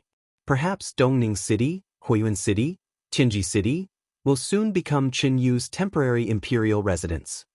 King Lanji took a deep breath and said with a deathly pale face, let me think about it. After all, Shiping City is a provincial capital. It's not something that I, a small left prince, can decide. Maybe I need to report to His Majesty and get His Majesty's approval. Si Kongyao smiled faintly and said, that's good. We will wait for Your Highness's reply at the Devil's Palm Peaks. I don't know if Dongning City can withstand the attack of Qin Yu's army. Even if they spur their horses at full speed, it will take more than 10 days for Your Highness to come and go from Tianji City. Please think twice. King Lanji became silent and sat there dejectedly. After a long while, he raised his head and said, I have the royal order given by His Majesty. I can decide on my own. If Miss Si Kongyao wants it, I will grant you Shiping City and the 7 southern prefectures and counties of Xishan province as your fief. That won't do. Si Kongyao stretched her arms lazily and said, there are 7 southern prefectures and counties of Shiping City and 7 northern prefectures and counties. My soldiers are used to plundering. Once I can't control my hands and feet and attack the 7 northern prefectures and counties, won't it be like my own people attacking my own people? In my opinion, Your Highness might as well reward me with the 7 northern prefectures and counties. King Lanji trembled all over and said, you want the entire territory of Xishan province? Is there a problem? Si Kongyao's beautiful eyes turned cold. Suddenly, her momentum surged and she had the feeling of a monarch descending to the world. King Lanji's voice trembled. No, if I give you all the fief, I'm afraid His Majesty will punish me. If you don't agree, then forget it. Si Kongyao crossed her arms and put her slender legs on the table. She said, anyway, it's not bad for a mercenary like Bai Zhe to be a mercenary king here. I can eat and drink well and loot the treasuries of government offices everywhere. Even the Dog Emperor of the Blackstone Empire won't dare to provoke me. Xianxia saw that the situation was a little stiff and said, Your Highness, in my opinion, Yao wants Xishan province as her fief. Then you should reward it to her. At the same time, you can also confer the title of Xishan princess to Yao. Anyway, Yao is a citizen of the empire. Why can't she rule Xishan province? In this way, you can also justify yourself in front of His Majesty. King Lan Ji's heart brightened. He said, That's right. I don't know if Miss Si Kong Yao is willing to accept the title of Xishan princess. I don't care. Si Kong Yao smiled lazily and said, But I have a condition. Although Tianji Empire will give me the title of Xishan princess, I won't serve the emperor. My army will still be controlled by me. In addition, I won't pay money and grain to the imperial capital for my fief. All the officials will be in theft by me. You are... King Lan Ji felt a chill in the bottom of his heart. Miss Si Kong Yao, are you going to divide your territory and confer the title of king? Yes, that's right. Si Kong Yao admitted frankly, I just want to have my own territory, and I will no longer obey the rule of any emperor. However, if you make me the commandery princess of Shiping, then I will still be nominally a citizen of the Tianji Empire. At least King Lanji will be able to convince Baiming Yuan. Deceiving the superiors and the subordinates is what you people are good at, isn't it? In short, whether you want Xishan province or the whole Tianji Empire, it's up to you. I won't interfere with your decision. Everyone was silent. After the time it took for half an incense stick to burn, King Lan Ji said faintly, I will send a letter back to Tianji City to ask for a decree. The wolf falcon flies fast. It will only take 3 days to go back and forth. Miss Si Kong Yao, please wait for the conferment. Si Kong Yao was complacent. She smiled knowingly with Lu Bai and others.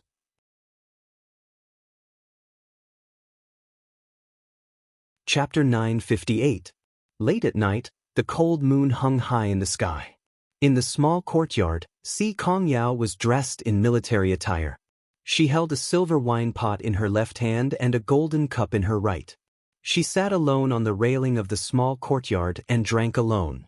As the wine entered her heart, there was a hint of helplessness in her beautiful eyes. She said, I wonder how Big Brother Yu is doing. If we really go to the northern region to fight, neither I nor Lu Bai will be able to strategize. How should we fight this war? The cold moon did not respond. Si Kong Yao drank another cup of wine and muttered, I don't know what grandfather is thinking. Since the empire is being attacked by Qin Yu's army, the Tianji sect should also participate in the war, right? If I bring the Bai Zhe mercenaries to participate in the war and fight side by side with him, will grandfather forgive me for leaving home for so long? She laughed self-deprecatingly. Forget it, grandfather doesn't want to care about me anyway. I'll just live my own life. I just don't know how Big Brother Yu is doing. A howling cold wind came from the sky. Si Kong Yao seemed to feel a little cold and couldn't help but tighten her clothes. She looked at the sky with a slight frown and said, The news should have come back by now. At this moment, the power of the laws in the surroundings suddenly surged. Drops of light condensed in front of Si Kong Yao and finally turned into a ray of light that fell to the ground and condensed into a human figure. It was Lin Muyu. It was the oracle's spiritual sense. Big Brother Yu. Si Kong Yao was overjoyed and said with a smile, You finally took the initiative to contact me, Yao. Lin Muyu looked at Si Kong Yao's lovely appearance and said with a smile, Long time no see, Yao. The war in the Shattered Cauldron realm is endless, so I can't divide my divine power to see you. Now that things have just stabilized, I haven't received any news about the Bai Zhe mercenaries for many days. How is it? Si Kong Yao pursed her red lips and shook her head. It's not good. 1,000,000 troops of the Celestial Empire attacked the eastern camp of the Tianji Empire. The Yanji army was defeated and even General Zhang Qing died in battle. What? Shang Qian's grandfather died in battle? Yes. Si Kong Yao nodded and said, Now that the Tianji Empire has no generals to use, they are retreating step by step. Chen Yu's 1,000,000 troops will soon conquer the East Com province. At that time, the Tianji city will be directly under the enemy's vanguard and there will be no turning back. Yesterday, Big Sister Shang Qian and King Lan Ji came to our Demon Palm Prefecture and asked Bai Zhe mercenaries to send reinforcements to the Tianji Empire. Big Brother Yu, what do you think? I've already agreed. There's no problem with sending troops. Lin Muyu looked at Si Kongyao with torch-like eyes and said, I also don't want the Tianji Empire to be destroyed so quickly. Once Qin Yu devours the Tianji Empire, with his appetite he will immediately destroy the Blackstone Empire within 3 months. At that time, the celestial pole continent will be unified. This emperor will want more meritorious service and will naturally attack the Shattered Cauldron realm. For the time being, the Shattered Cauldron realm still needs time and can't continue to participate in the war. However, Yao, do you have any conditions for agreeing to send troops to King Lanji just like that? Of course there are. Si Kongyao burst into laughter and said, I've already asked the Tianji Empire to confer me the title of Shiping Princess. Then, I'll bestow the entire Xishan province, including Shiping City, to the Bai Zhe mercenaries as the resting place for the 180,000 troops of the Bai Zhe mercenaries. They can also continuously provide us with ordnance and provisions. What do you think, elder brother Yu? Lin Muyu smiled happily and said, Yes, that's right. The Bai Zhe mercenaries will only be useful when they have their own cities. You have to take advantage of this heaven-sent opportunity to expand without restraint. What we want is not just the Xishan province. Once we've defeated the army of the Celestial Empire, we'll take advantage of this opportunity to conquer the south in the name of mercenaries and plunder the land of the Blackstone Empire. I know, but Yao is now facing a huge problem. Oh? What problem? Tell me. I lack a commander with both wisdom and courage like elder brother Yu. Si Kongyao blinked her eyes and said, Lu Bai and our generals have almost never experienced a real war. They only know how to talk on paper. Once a war breaks out, who will we rely on to command the overall situation? You have to know that Qin Yu has 900,000 troops and more than 300 dragon knights. If the 180,000 Bai Zhe mercenaries directly participate in the war, they'll just be throwing their lives away. Oh, Lin Muyu muttered to herself and thought for a long time before saying, It seems that I'll have to go to the celestial pole continent for the second time. Yao, when will you leave? I'll come over after dealing with the matters in the Shattered Cauldron realm. If the emperor of the Tianji Empire allows it, the Bai Zhe mercenaries will leave in 2 days and reach Shiping City in 5 days. Then wait for me at the city lord's residence in Shiping City in 5 days. I'll be there on time. Okay, I'll wait for you. Si Kongyao giggled. I haven't seen you in a long time. I miss you. Lin Muyu was stunned. Si Kongyao immediately smiled knowingly and said, I know that elder brother Yu already has Her Highness Qin Yin, but as your younger sister, it shouldn't be too much for Yao to miss you, right? Lin Muyu couldn't help but laugh. It's not too much. I miss you too. Let's meet in 5 days. Alright, I have to go. I've used up a lot of my divine power and can't hold on any longer.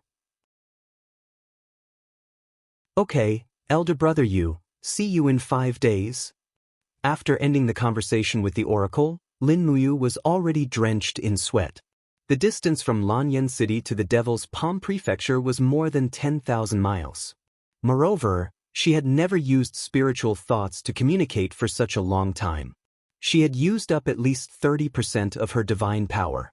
Even though Lin Muyu's cultivation had reached the 53rd level of Grotto Heaven, it was still very difficult. How's it going with the Bai Zhe mercenaries? Qin Yin, who was lying quietly beside Lin Muyu, opened her blazing dawn eyes a little. It's not a big deal. The Celestial Empire and the Tianji Empire have started a war.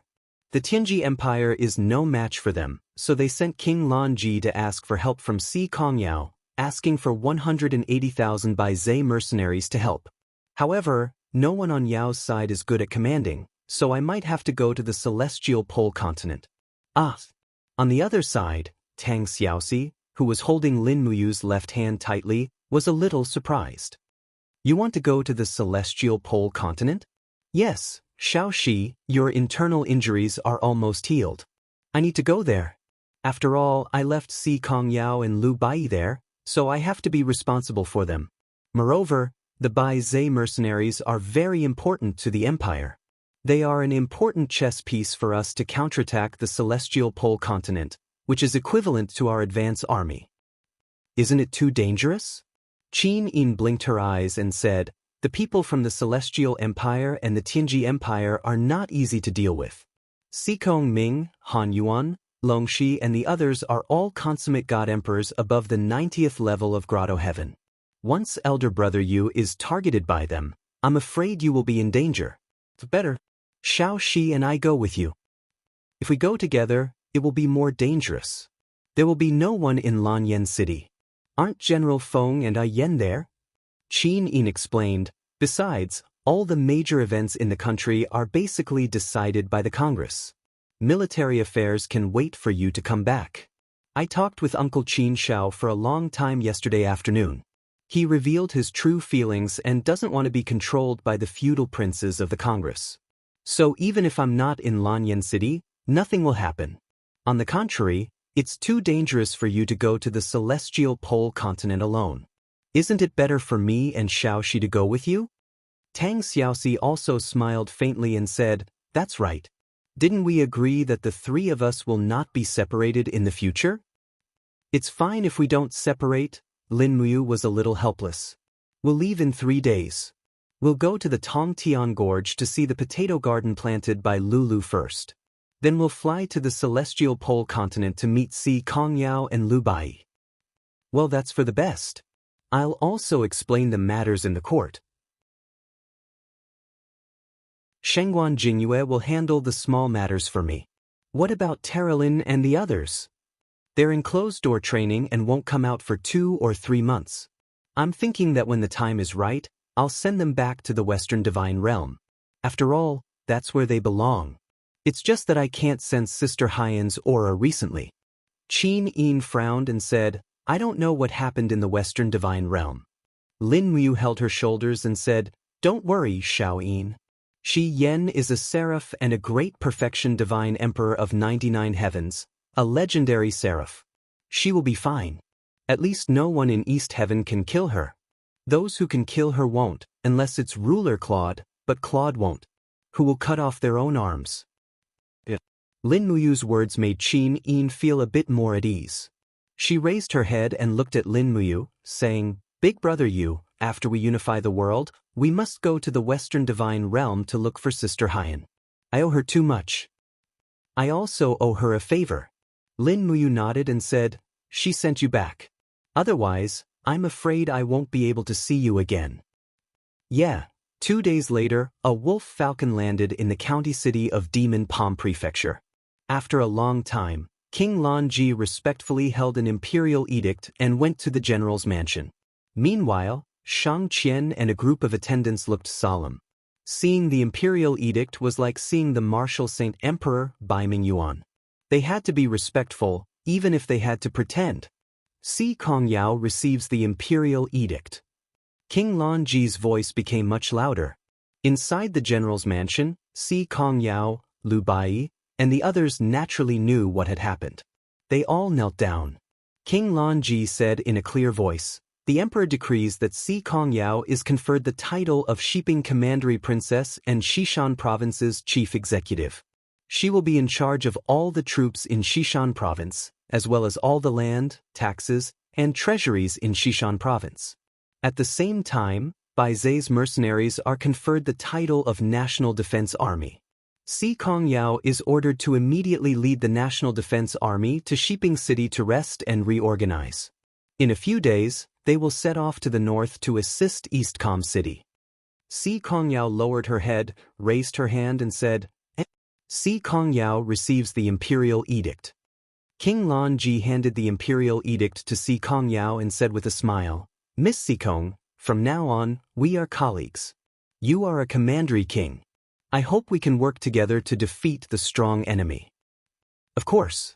Si Kongyao glanced at the imperial edict and said, but why is the Bai Zhe's mercenaries called the National Defense Army? I have never agreed to this. So, the flag of the Bai Zhe's mercenaries is still the Bai Zhe's mercenaries. It will never be changed. Miss, don't worry. His Majesty won't pursue this detail. As long as you can send troops, it will be fine. Saying this, King Lan Ji seemed to be a little anxious and said, "When shall we leave?" Si Kongyao smiled faintly and said, "The 3 armies are ready. We will leave in the afternoon." "Good, that's great."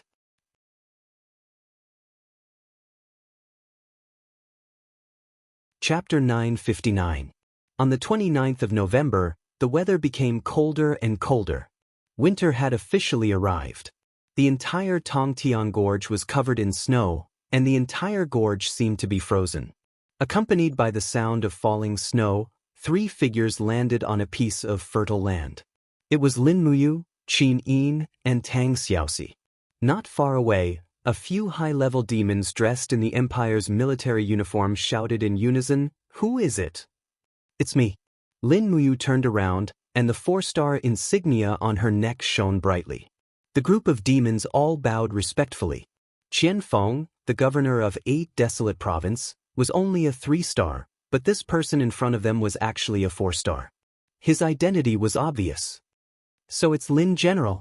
"Greetings, Lin General," a Chiliarch said respectfully, and then his gaze fell on the 2 beauties beside Lin Muyu.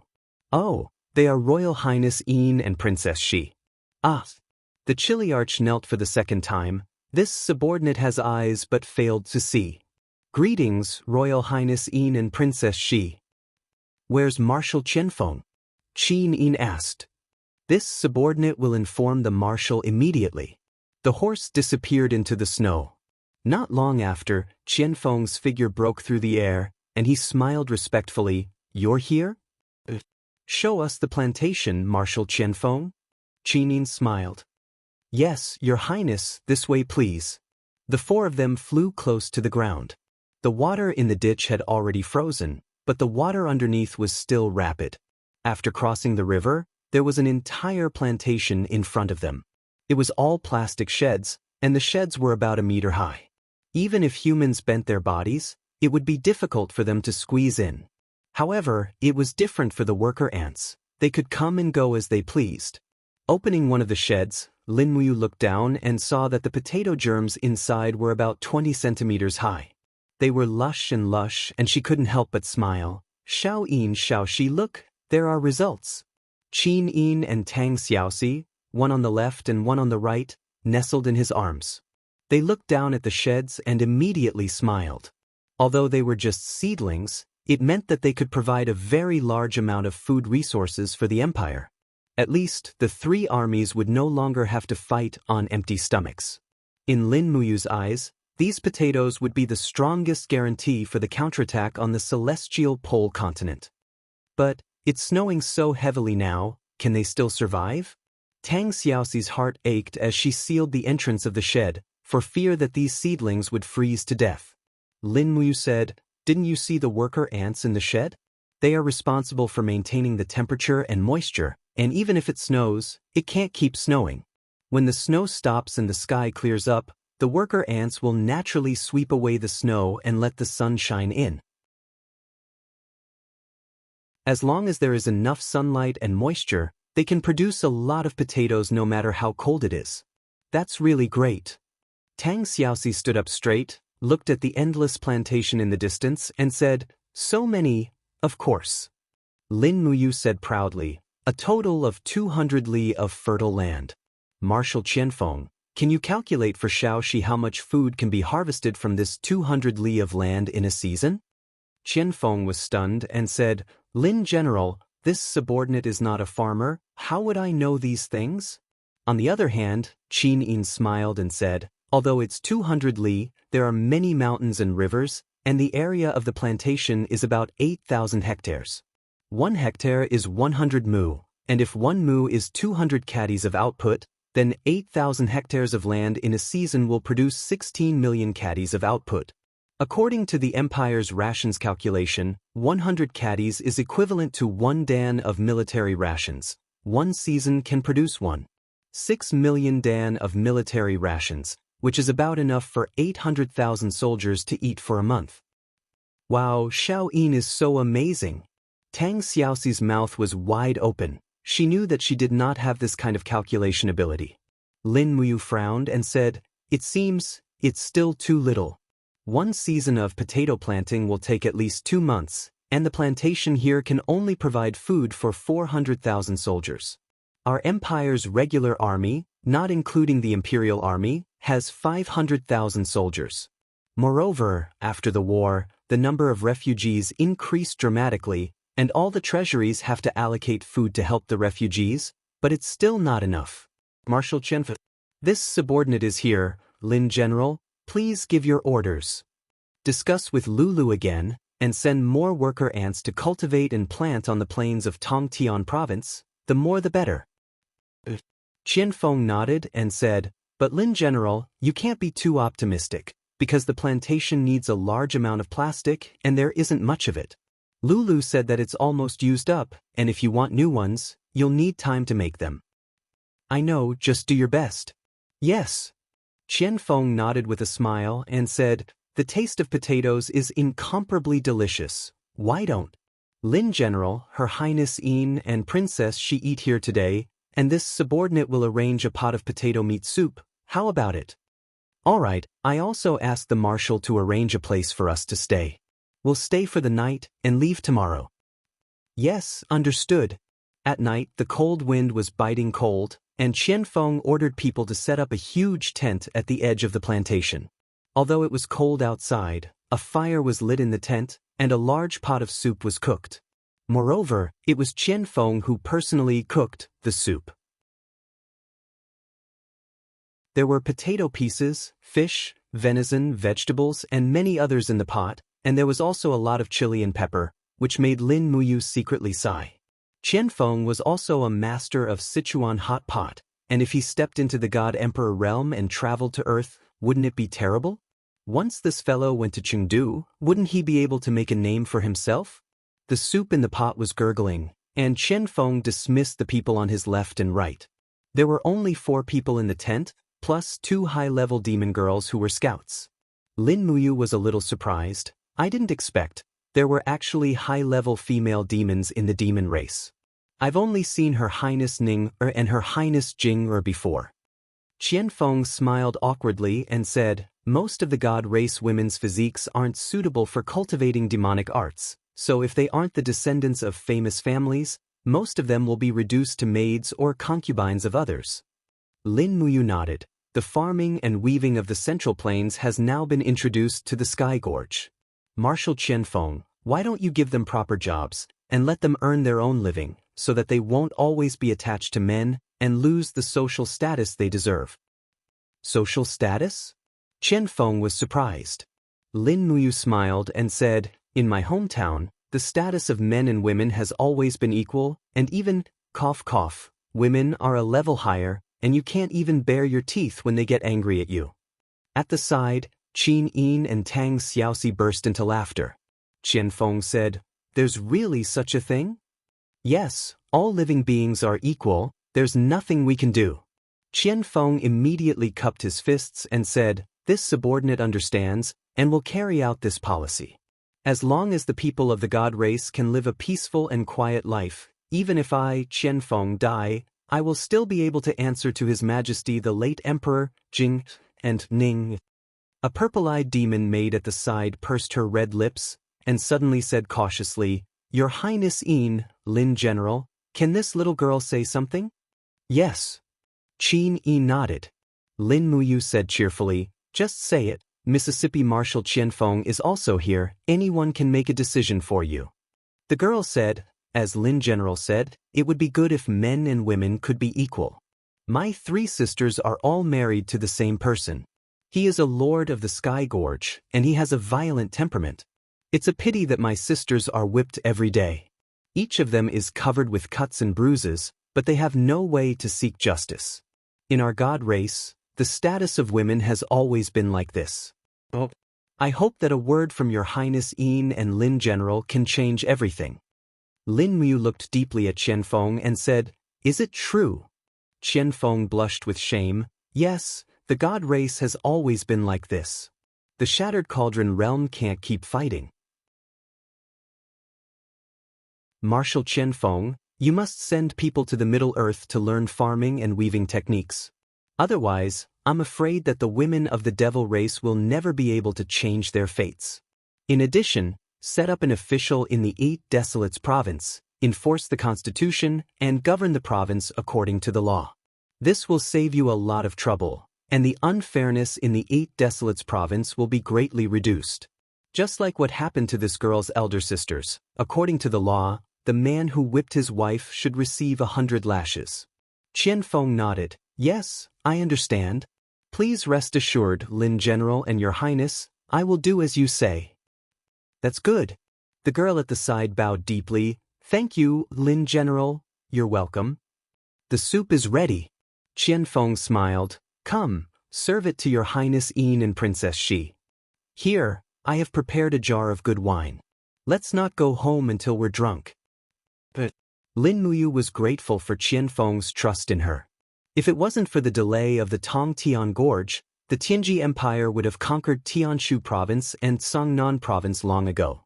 Every factor in this war was very important, and Qianfeng was one of the important factors. As the wine entered his heart, Qianfeng's expression was no longer as carefree as before. Instead, it was more painful. He held his sword and said, "The war destroyed our past and my home.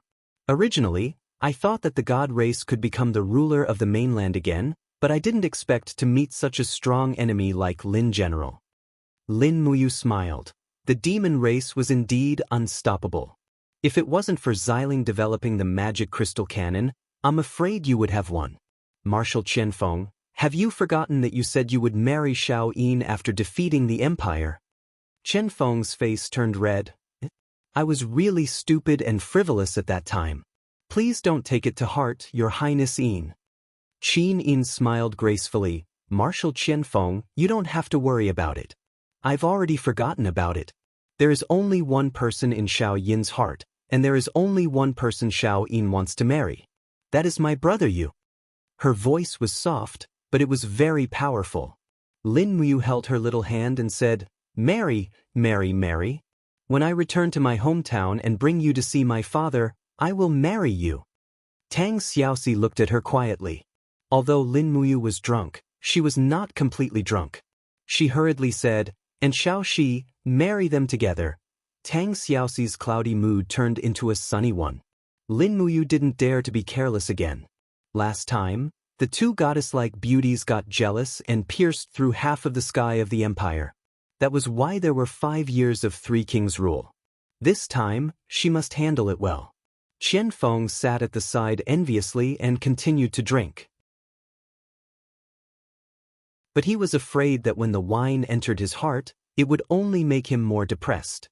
In one's life, there will always be obstacles. Some people can get over it, but some people can't get over it for the rest of their lives. But if you get over it, why do you have to get over it? It's better to have someone living in your heart than to be alone.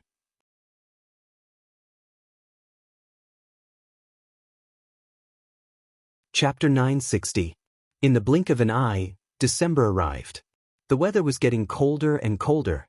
Most of the 12 provinces in the Shattered Cauldron realm were covered in heavy snow. The Celestial Pole continent, which was connected to the Shattered Cauldron realm, was also covered in heavy snow. Shiping City was one of the famous cities of the Tianji Empire. It was rich in resources and had a sturdy city. However, Shiping City seemed to be empty at the moment.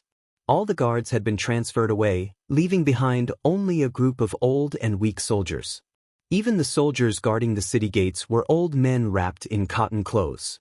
At a glance, one could tell that they were at least 50 years old. If they were in the Shattered Cauldron realm, such people would have long retired. Amidst the curtain of snow, 3 silhouettes meandered over. The man walking in front was wearing a black cloak, but the hood of the cloak had already been flipped down. His handsome short hair was covered with a lot of snow, and under his sword-like eyebrows, his eyes shone with a penetrating light. That was not a gaze that was harmless to humans and animals, but a gaze of wisdom that could see through everything in the world. Behind the young man were 2 women dressed in civilian clothes. Although they were simple and plain, they couldn't hide their stunning beauty. When the 3 of them arrived at the city gates, several seasoned guards couldn't help but take a few more glances at them. Kid, where are you going? A seasoned soldier walked forward with a saber in his hand. He looked up and saw the hilt of a sword protruding from the back of Lin Muyu's cloak. It was obviously a sword, and a good one at that. Lin Muyu said respectfully, "Sir, I come from Bailey County in the south. I came to Sheeping City to visit my relatives. My father is an accountant in this city's Chamber of Commerce." "Oh, what Chamber of Commerce?" the seasoned soldier asked. Lin Muyu answered without hesitation, "The Pingjin Chamber of Commerce." Fortunately, they had made thorough preparations before they came. The Pingjin Chamber of Commerce isn't a small chamber of commerce. Your father must be a well-known figure in the city. The seasoned soldier glanced at Qin Yin and Tang Xiaoxi behind Lin Muyu and asked, "What about these two?" Lin Muyu was about to say that they were two concubines, but unexpectedly, Tang Xiaoxi smiled and answered, "We are his cousins." The veteran carefully looked at Qin Yin's stunning appearance. Although her head was covered by a cloak, she was still stunning. The veteran frowned and said, "Why are her eyes closed?" Lin Muyu hurriedly explained, "My cousin suffered from an eye disease 2 years ago, and she can't open her eyes anymore. So this time, I came to find my father to ask for a coin to treat my cousin's eye disease. When her eye disease is cured, we can get married." The veteran couldn't help but laugh. "Young man, you're so lucky. These two cousins are both stunning beauties. It really makes one jealous. Go in. Be careful, the Empire is at war. Recently, there have been many bandits harassing the people around Sheeping City. After you get the money, hire a few people from the dojo before you go back." "Yes, thank you for your concern, sir." Lin Muyu held Qin Yin's hand and led her and Tang Xiaoxi into the city. They passed through safely. It seemed that the security in Sheeping City was no longer as strict as before. It was no wonder that the Tianji Empire was at war. They had used almost all of their power to fight the Celestial Empire in East Com province. The security in Sheeping City was definitely not as good as before. After entering the city, they asked around and found out that Si Kongyao's army had not arrived yet.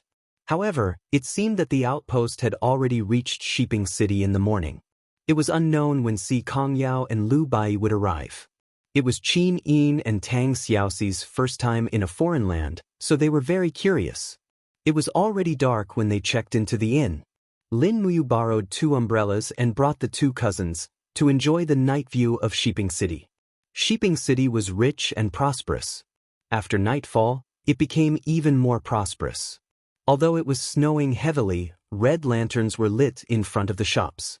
Restaurants, brothels, casinos, chambers of commerce, and gold shops were all open for business.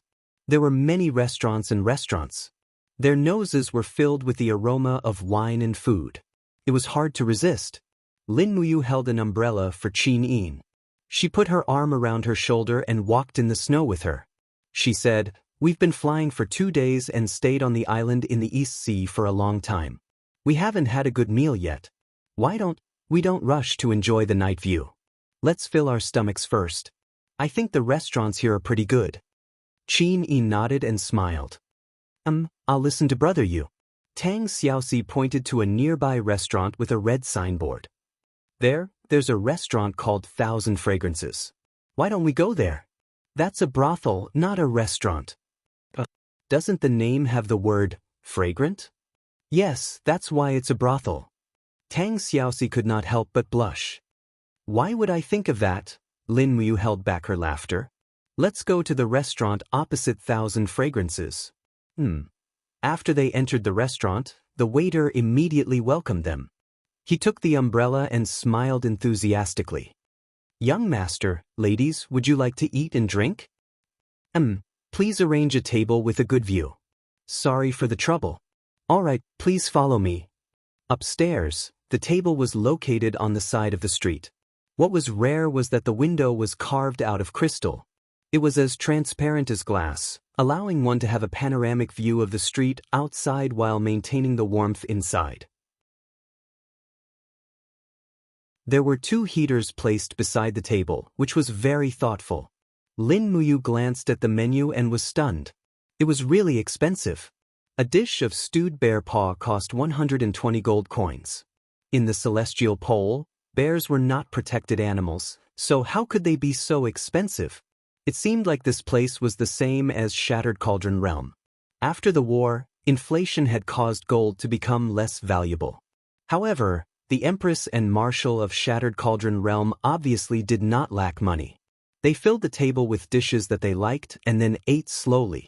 They were waiting for Si Kongyao and Lu Bai anyway, so there was no hurry. Lin Muyu warmed some wine and poured some for Qin Yin. Then she picked some food for her. Qin Yin could not open her eyes, nor could she attract other people's attention. Therefore, Lin Muyu took very good care of her, almost making Tang Xiaoxi jealous. Some merchants and young masters who were eating at the side naturally looked over and were attracted by the beauty of Qin Yin and Tang Xiaoxi. It was very rare to see beauties of this level in the celestial pole continent. As they were eating, a young master wearing a golden brocade robe suddenly walked over. He waved the fan inlaid with purple crystals in his hand, and two servants immediately moved a chair over.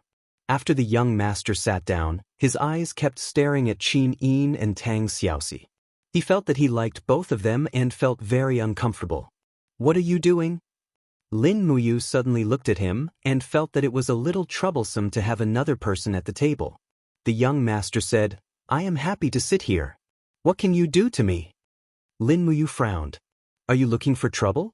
The young master laughed loudly. "That's right, I am looking for trouble. What can you do to me?"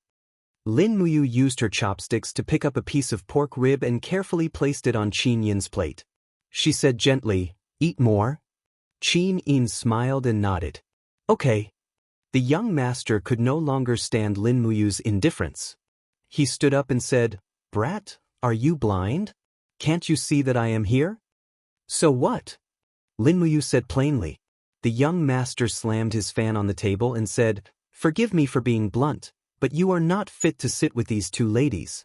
If you know what's good for you, get out of here. I will treat them to this meal." She had seen too many people like this in this plane. Lin Muyu said, "If I am not wrong, this young master is the son or grandson of the city lord or governor of Shiping City. Otherwise, he would not be so arrogant." The young master's face was cold. "What nonsense are you spouting? I am Jing Nan, the nephew of the governor of Shiping City, Jing Shou. Brat, you are so arrogant. Do you know that half of the 3,000 soldiers guarding Shiping City are my men?" "I don't know. I'm not interested in you. Get out of here," Lin Muyu said plainly. "How dare you?" Jing Nan was furious. He grabbed his fan and whipped it at Lin Muyu's face. This fan was made of metal. Once it hit, it would definitely leave a scar. Jing Nan felt that his looks were not bad, but compared to the brat in front of him, he was much softer. In a moment of jealousy, he only wanted to smash Lin Muyu's face before anything else. Before the fan could even touch Lin Muyu's face, it was bounced off. A golden light flashed. It was the god's wall. Jing Nan immediately bled from the impact. His face was ashen as he retreated. He shouted, "This brat is a tough nut to crack. Attack him together and kill him. I will take responsibility for any trouble." Immediately, the 7 or 8 people who had been eating stood up, drew their weapons and rushed over. It seemed that they were Jing Nan's guards. "I did not expect this group of ruffians to disrupt our meal." Lin Muyu frowned. Tang Xiaoxi lowered her head and desperately ate a bare paw. She raised her head and stared at Lin Muyu with her bright eyes. Obviously, she was saying that this group of ruffians did not affect her mood to eat. Lin Muyu smiled helplessly. Xiao Shi, this foodie, really could not do anything about her. Qin Yin, who was at the side, whispered, "Brother Yu, we agreed to secretly assist Si Kongyao this time. So don't kill them. Just teach them a lesson." Lin Muyu stood up and grabbed the Xianyuan sword. Without unsheathing it, her figure flashed past. The hilt of the sword heavily hit the abdomen of a guard, sending him flying. Then she lifted her foot and kicked another guard. Her movements were smooth and smooth. Within 5 seconds, the group of people were all lying on the ground begging for mercy. Lin Muyu did not even use her supreme divine power or Do Qi. She only used her strong physique to deal with this group of mortals. Just you wait. Jing Nan's face was swollen, but his eyes were full of resentment. Don't leave if you have the guts. Wait for me to call for reinforcements. Stop. Lin Muyu said coldly. What do you want? Didn't you say that you want to treat these two ladies to a meal? Waiter, this young Master Jing Nan wants to pay for us. You know what to do. The waiter looked at Jing Nan blankly. Jing Nan gritted his teeth. Put it on my bill. Lin Muyu returned to her seat.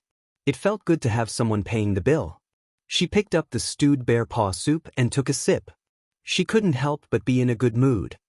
Wow, it smells so good, Qinin chuckled and closed her eyes. Her long eyelashes trembled slightly. Brother Yu, Si Kongyao and the others are here. On the street, under the illumination of red lanterns, a group of soldiers slowly entered Shiping City. Everyone had the same emblem on their arms. That was the image of the divine beast Bai Zhe. The girl riding a tall horse at the front was none other than Si Kongyao. You're tuning in to the Wandering Hero YouTube channel. Don't forget to subscribe and join us on this journey to catch the most captivating stories.